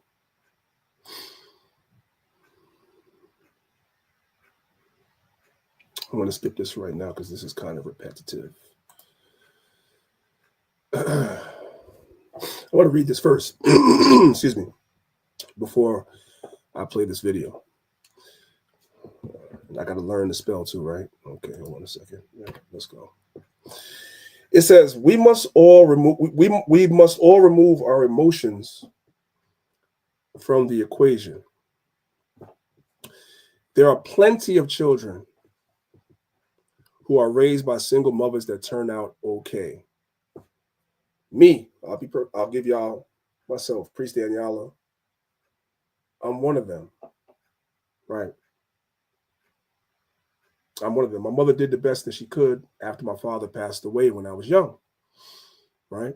For the time that she was here, because my mother passed away when I was young too, but she did the best she could after my father passed away. I'm gonna tell y'all from my experience, speak about myself, and get somewhat personal just for a second so that people understand this is not personal. My mother was a good person. My mother was a good person, and she did a great job, and I always honor and laud her for what she did. But I'm gonna give you guys an example. So when I was in elementary and junior high school, I used to play baseball, and I was on a little league baseball team, right? And I was around like 10, 11 years old. So every Saturday we would go to the park and we'd have a baseball game. And my father used to come, right? And then when I was 12 years old, my father passed away at 12, right? And, it's traumatic enough as it is on his surface, on his face, right? But the most traumatic thing after I got over the initial shock of my father passing away was when I went back to play baseball. That was the first time it was a stark reality for me at 12 years old. I looked around at all the other kids and their fathers was at the game, and I didn't have a father anymore. My mother would come too, but it wasn't the same. You know what I'm talking about? It wasn't the same. I would watch my friends, they would get a hit, they would hit a home run, right? And they would, get on base, whatever, and then they would look into the stands, and their father would be the first one up there cheering. And it just, you know what I'm saying? As a kid, that's the greatest thing for you as a boy. For your father to see you do good. You know what I'm talking about? Our sisters have to take their emotions out of that. You have your place, you're the nurturer. But the father plays a whole different role for the children. I could never tell my mother this. I never, to the day she passed, never told my mother that I felt that way. Because she came to the game and it meant something too, but it wasn't the same. You got to take your emotions out of it. The father plays a great role in his children's life, and it's an irreplaceable role. It says, however, if you give adults a safe space, because a lot of times, I'm speaking to my sisters, your children are not going to tell you what I just told you. I didn't tell my mother. I was happy to see her at the game. I never told my mother I felt that way, but I felt like something was missing, even though she was there. Always felt that way. Now, as a grown adult, I can say it. We got to take our emotions out of it. It says, however, if you give adults a safe space to express themselves, many will echo the sentiment of the people in this video I'm about to play. They will feel that much more fulfilled had a father or a strong male presence been been present in their life. It isn't always possible, but it's an asset. That's the truth. Let's watch the video. Let's put the volume up. Let's watch the video. I can't imagine. I would not be who I am today. Like, if the men that were in my life weren't in my life. That's the thing. Like, I'm not a great person if those guys weren't there at all. You had male presence. I had woman presence, like a woman presence, trying to do their best to give me it's impossible. Male and it is impossible. A woman can't do it. They cannot. They should not do it. Just like my uncles, she cannot do anything that my mother did. Yeah, like 100%. It's literally impossible. Because I think about how I was literally under my Uncle Adrian's wings for 4 years. From the time I was 14 to 18, he literally dedicated his life like to making sure that I had everything I needed. I was working out. But he's the one who structured me mentally to like now everything I do is of a certain intensity level. Yeah. Like, you know how I am. Like, I could just be, but that's all him. It's not like a negative thing to my biological father. I don't know if I would have gotten that edge with him. I want you guys to pay attention. There's a reason why I'm playing this video. You guys notice I said a father or father figure. His father didn't do that for him, but his uncle did. His uncle did. So this is important. When you say a father, there's a father as in a biological father, and there's a father as in a father figure. And what I'm showing you guys is the presence of a father, whether it's the literal father or father figure, is essential. It makes all the difference in the world. And as a man, you got to embrace that. And as a woman, you have to allow that to happen. When you marry somebody or when you have a child with someone, you're also joining to that family. And one thing that my grandma and my aunt do really well is that they try to bridge the gap that he left. So I could never really feel it. It was not convenient for them to fly back to Jamaica to visit me. It was not convenient for them to send me money when he would not send me any money. But they did it nonetheless. And they really raised me. And if you look at it, they didn't need to. Let's move on. I can't.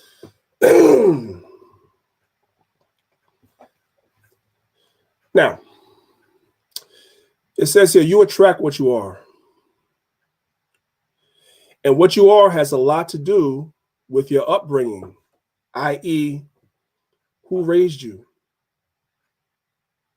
A lot of times we blame the opposite sex for our problems in relationships. Well, he was that or she was that. No, a lot of times you attract who you are. And who you are as a person has a lot to do with how you were raised and what morals you were raised with. Accountability is needed for all of us. This is Sirach 13, verse 15 through 17. It says, every beast loveth his like, and every man loveth his neighbor. Verse 16, all flesh consorteth according to kind, and a man will cleave to his like. A lot of the times the choices that we make in relationships and in partners is because that's who we are. We don't take accountability for it the way we're supposed to, but you attracted that because that's who you are. Listen. Black men and Black women are experiencing fatherlessness at higher rates than other racial groups. My hypothesis is that we, women, are not witnessing a healthy example of a paternal figure during key developmental phases, and this is skewing our sense of femininity. We are operating from a state of wounded femininity. Like attracts like, meaning that we often gravitate toward people who mirror something within ourselves. If we are operating from a space of being wounded and low vibrational, we will in turn seek out men who are doing the same. And that's a fact. What she said is Bible. It's Bible. And so you have to be in your children's lives to give them that example so that they don't operate it from a place of wounded femininity or masculinity. Let's move on. Fathers are irreplaceable. Check this out real quick. This is real quick. This is from a documentary called Irreplaceable. Listen.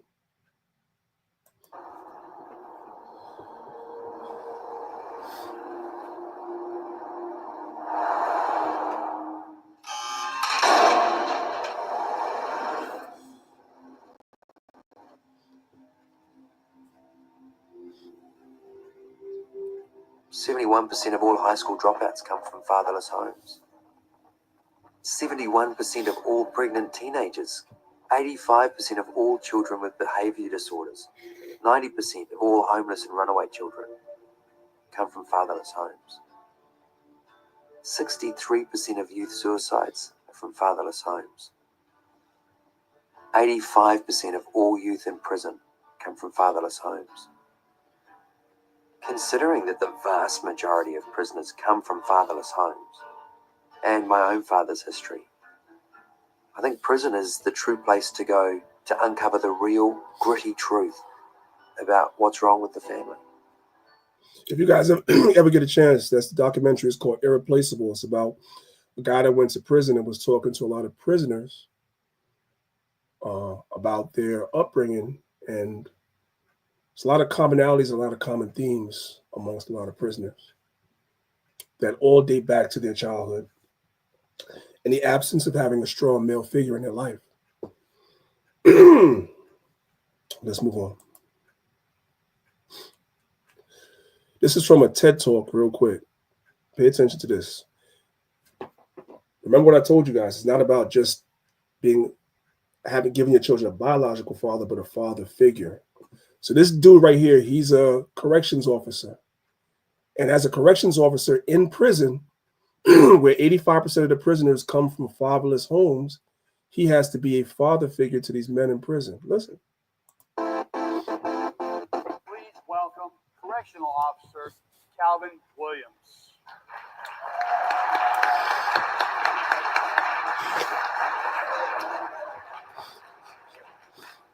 Wow. This event is really looking good. And guys, everybody's respecting one another, and it's really... At some point or another, somebody's going to father you. Either it's going to be your father, a father figure, or a corrections officer when you're in prison already. Choose wisely. Listen. Turning out nice. I want to get right to the point here. Basically, is okay. Who am I? Everybody knows my name is Officer C. Williams. Been called Billy D. Been called Ray Parker. Some people call me the Reverend because I do some singing around here from time to time. But today what I want to talk about is my biggest job, that's being a father. I look at a lot of these young men in here and I see like these pictures, holding the football, got all of that going on. I see that all the time. I see so many people walking around here that show so much potential, but maybe somewhere along the way, that guidance wasn't there. So what I'm trying to talk to y'all about today is each and every one of you, be it you're a father or be it that you have the ability to talk to children in whatever way. I just want to point out the fact that me personally, I didn't have my father. When I grew up at the age of 6, my family broke up. I came from Detroit, east side of Detroit. Came out here and started a new life. Okay, there was a lot of atrocities that go on. I can go the long story. Everybody got theirs. Okay, I'm not trying to go into all of that. But the bottom line was my pops wasn't there. I would see men, they looked like my dad. I missed them. I would want to talk. He wasn't available. It's okay, cool. I grew up, very masculine kid. Okay, love girls, hit hard, like to play ball, like to play basketball, everything masculine. But the thing was the means of passage was missing. I didn't have one. My means of passage was how hard I could hit. My means of passage was how big was my knot in my pocket. My means of passage was how well could I hold my liquor. My means of passage were all of these negative influences because I was influenced by those who didn't have an influence themselves. Blind leading the blind. A bunch of kids out there trying to survive. So I can't take claim to being so smart and making all of the right decisions. I'm here because God allowed me to be here. I didn't grow up saying I'm going to be a correctional officer one day. No, I had much dreams, more grandiose, if you will. Figuring I'm a very talented guy and I could take it anywhere.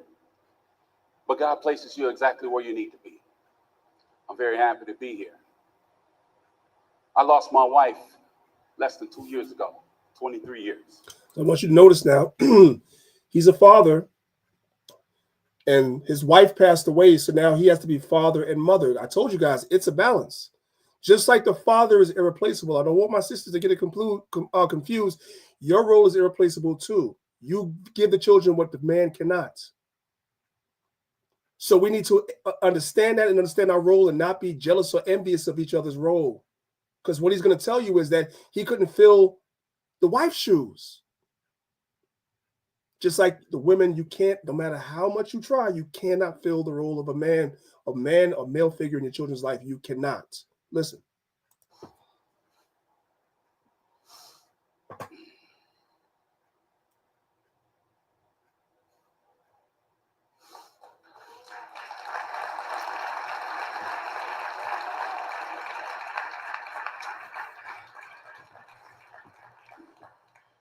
All right. Okay. I got 3 beautiful children. Not having my dad, man, I got a firm fight to be a father. Didn't realize how difficult it was when mama was gone until she was gone. Being a provider is a piece of cake compared to being a single parent. Being involved. I look at a lot of you and I see my son's face when I look at you. And so it gives me a fierce fight. And I'm asking all of you. I hear some of you on the phone. You know, that's my job. I got to listen sometime. You know? And I hear some of you talking to your sons, to your daughters. That's the difference. You see, your presence in their lives gives them validation. They ain't got to find it in the streets. Men who have jobs, busting your tail for that dollar and forgetting about the child that's watching you every day. What's most important right now is to pay attention. We as fathers are logically capable of being able to watch our child and say, you know what? I see that habit. I'm going to curb it right now and get them where they need to be. That's how we do it. And if we do it, if enough of us are trying, you don't have to be way up here, way down there. It's just the fact that you say, I love you. I'm watching you. Makes a world of difference, man. Because it's that guy in the street that say, hey, man, I got you. He ain't really got it. Ain't nobody going to ever have you like your daddy got you. When you love your child and you understand the pains of life, you will fight. And I ask all of you, men, stand up, be fathers. And this will change tomorrow, I promise you. Thank you.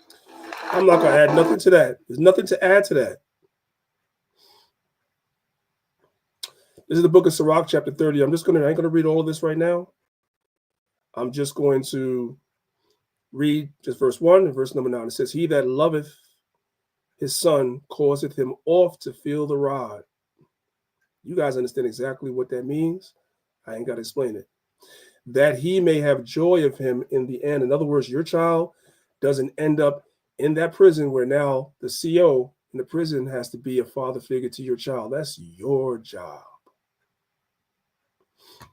Jump into verse number 9. Cocker not thy child. That's old English, the old King's English, meaning do not baby them. Do not coddle them. You ain't got to abuse them, but they got to know that there are boundaries. And it says, cocker thy child, meaning you baby your child, and he shall make thee afraid. The next thing you know, your son is standing up to you in your household, or your daughter telling you what they are and aren't going to do in your household. Play with him, and he will bring thee to heaviness. Everybody understands what that means. I don't need to explain. Let's move on for the sake of time. This is Proverbs chapter 19, verse 18. It says, chasten thy son while there is hope, and let not thy soul spare for his crying. Translation, this goes for mothers and fathers, but I'm talking to the fathers. Don't worry about the fact that your children don't like you when you discipline them. So what? What does it mean to chasten your child? It means to inflict suffering upon for the purposes of moral improvement. Now, somebody's saying, I know what you're thinking right now. It says inflict suffering. You guys are thinking that's what it's talking about alone, right? Because that's how we grew up. Well, let me not say we. Some of y'all probably grew up. That's how I grew up. I got a lot of that. A lot of that belt. I got a lot of that. You know what I'm talking about? A lot of that. This is what you think about when you think about chastening. But, and some of you guys think this is what chastening is, some of you brothers. Mom. That's right. That's right. Call for your mama. Like abuse. That's not chastening. You guys want to see what chastening is? I'll give you an example of chastening it is. If you're not going to always use the belt. You're always going to use the rod, right? Because let's be real. After a while of you doing that, children become immune to that. You use the rod and they laugh at you after they're done, like that didn't even hurt.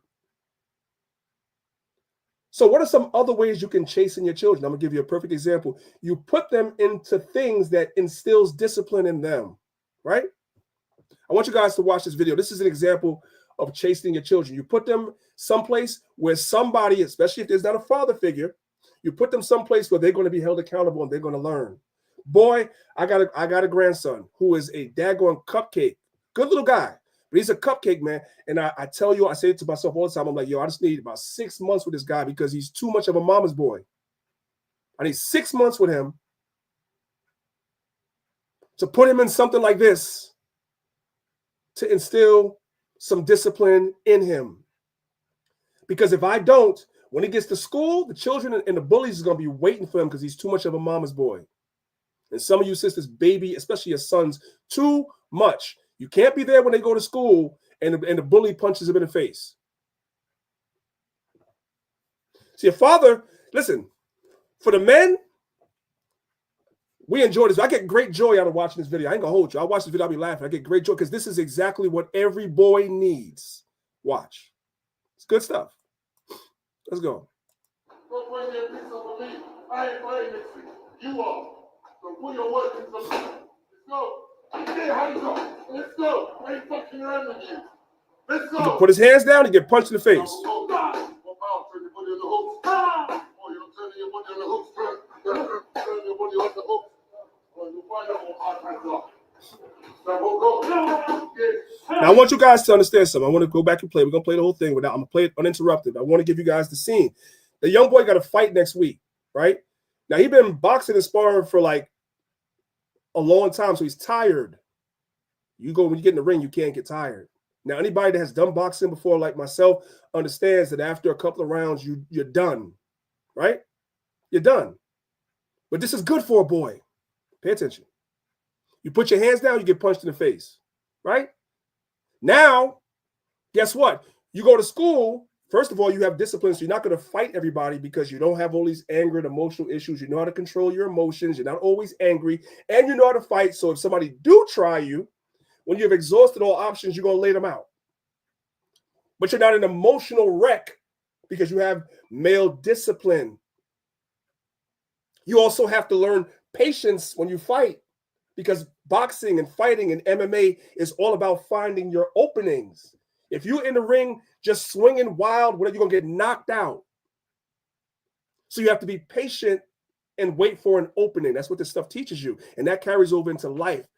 That's why you need male figures to do this to you. Watch the video. I ain't going to interrupt it. Watch the video. You put your hands down, you get punched in the face. Now you learn to keep your guard up, and you learn to be patient. And you learn to endure when you get tired. All of that. Let's go. Don't bring me a piece of me. I ain't playing this thing. You are. So put your work in some. Let's go. Get your hands up. Let's go. I ain't fucking around with you. Let's go. Jump go. Pop out. Turn your body on the hooks. Oh, you're turning your body on the hooks. Turn your body on the hooks. Oh, you'll find out what hard hands are. Jump go. Get. Jump go. Go. Hey. I make you muscle skip with your hands up. Power, go. More power, go. Less power, more power, go. Let's get serious now. Fighting away, Saturday. Good. Let's go. Let's go. Jump, go. Go. Go. Go. Yeah, go. Now do it again. Go. Get your hands up. Let's go. Go. Go. Yeah. Go. Go. Me. Go. Do it again. And again. Go. Go. Too slow. Too slow. On his feet. Go. That's no power. That's no power. Go. You know the drill. Go.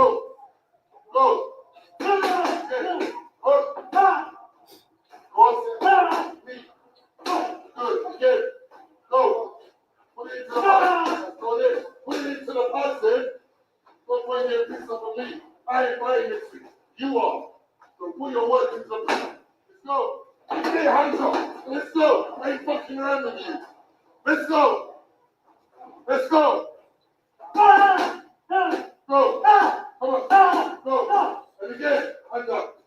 And again. They got it.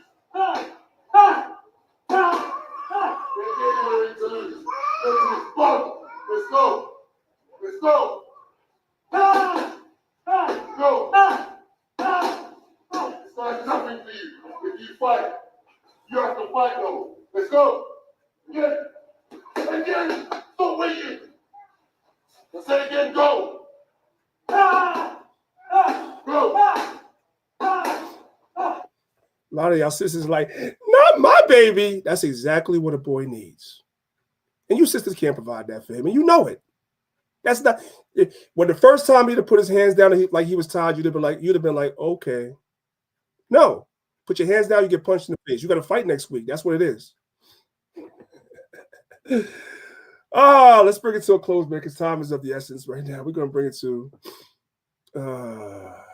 close. This is the book of Lamentations, chapter 3, verse 40. It says, let us search and try our ways and turn again unto the Lord. We have to search ourselves as men and as women.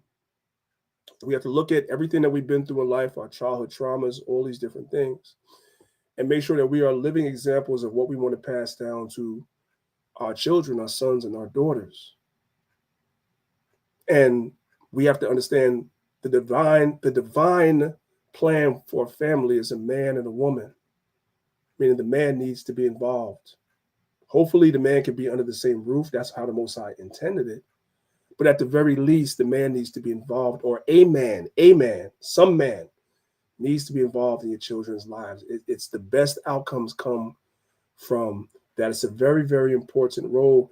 And we're going to visit this topic a little bit more in the future as well. This is just part one, but I wanted to talk about this today because I firmly believe, as I said before, that a lot of the stuff that we're looking at in this community today is because a lot of brothers suffer from not having a father.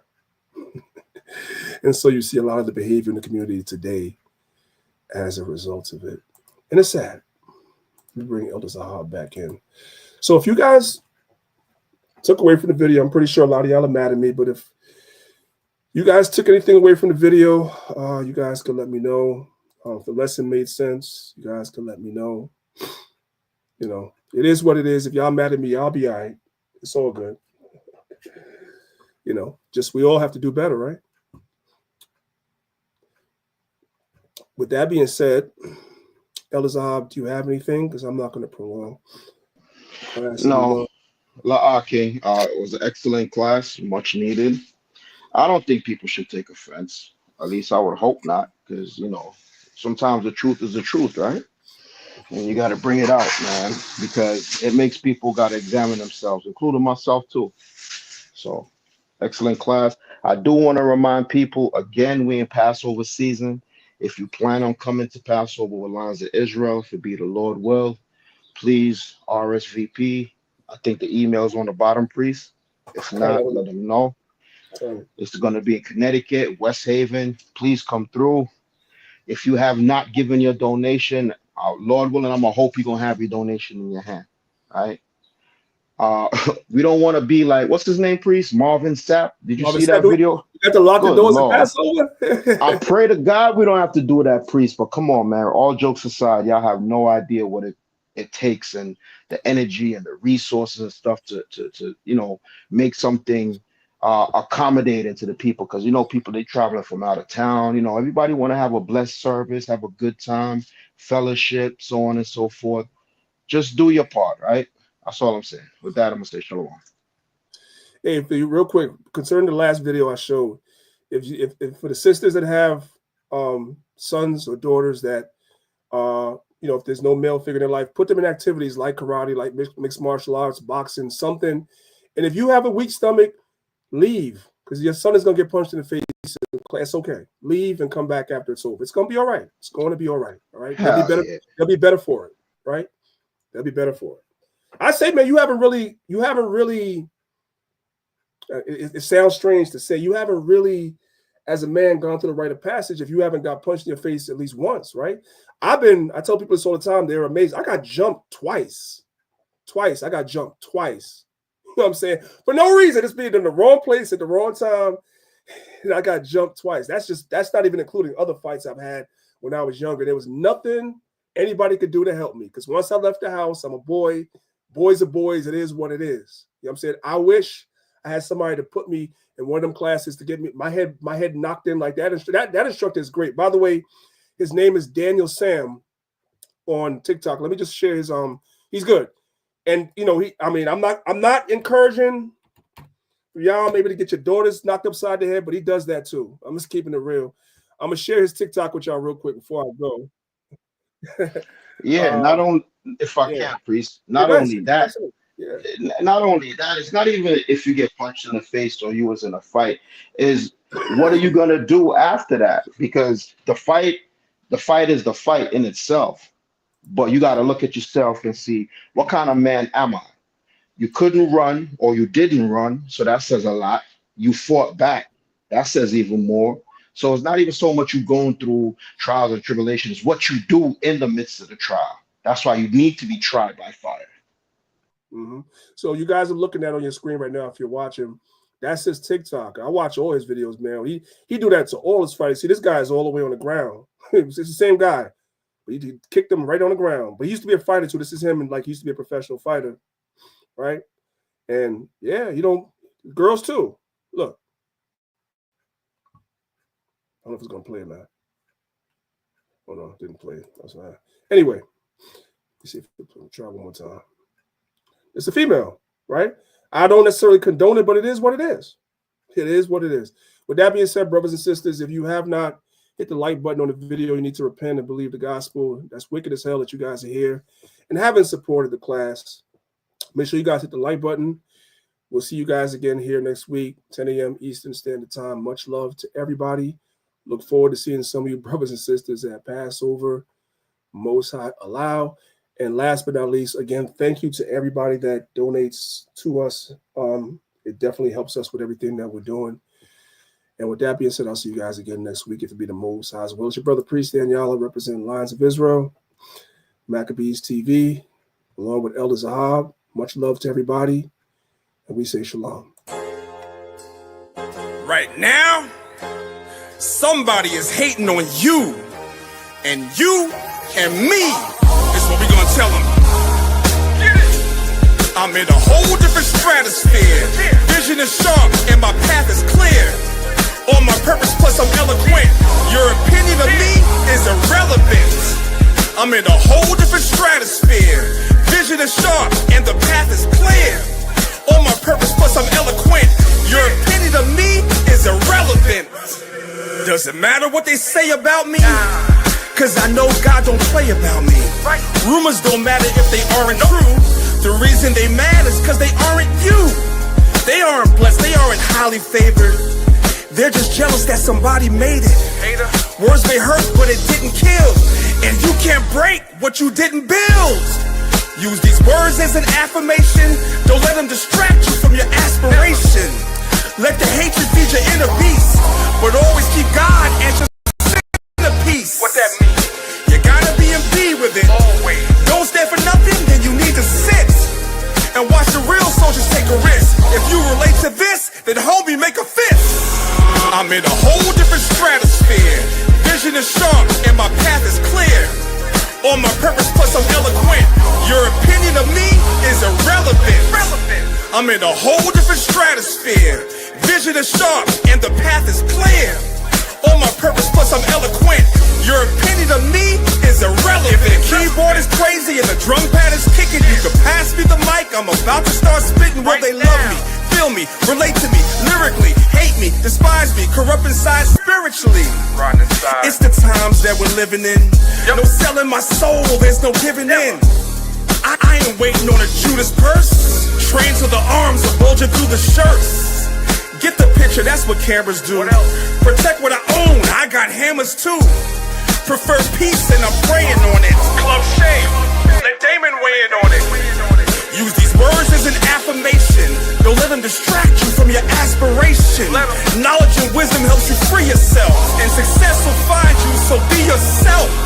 I'm in a whole different stratosphere. Vision is sharp and my path is clear.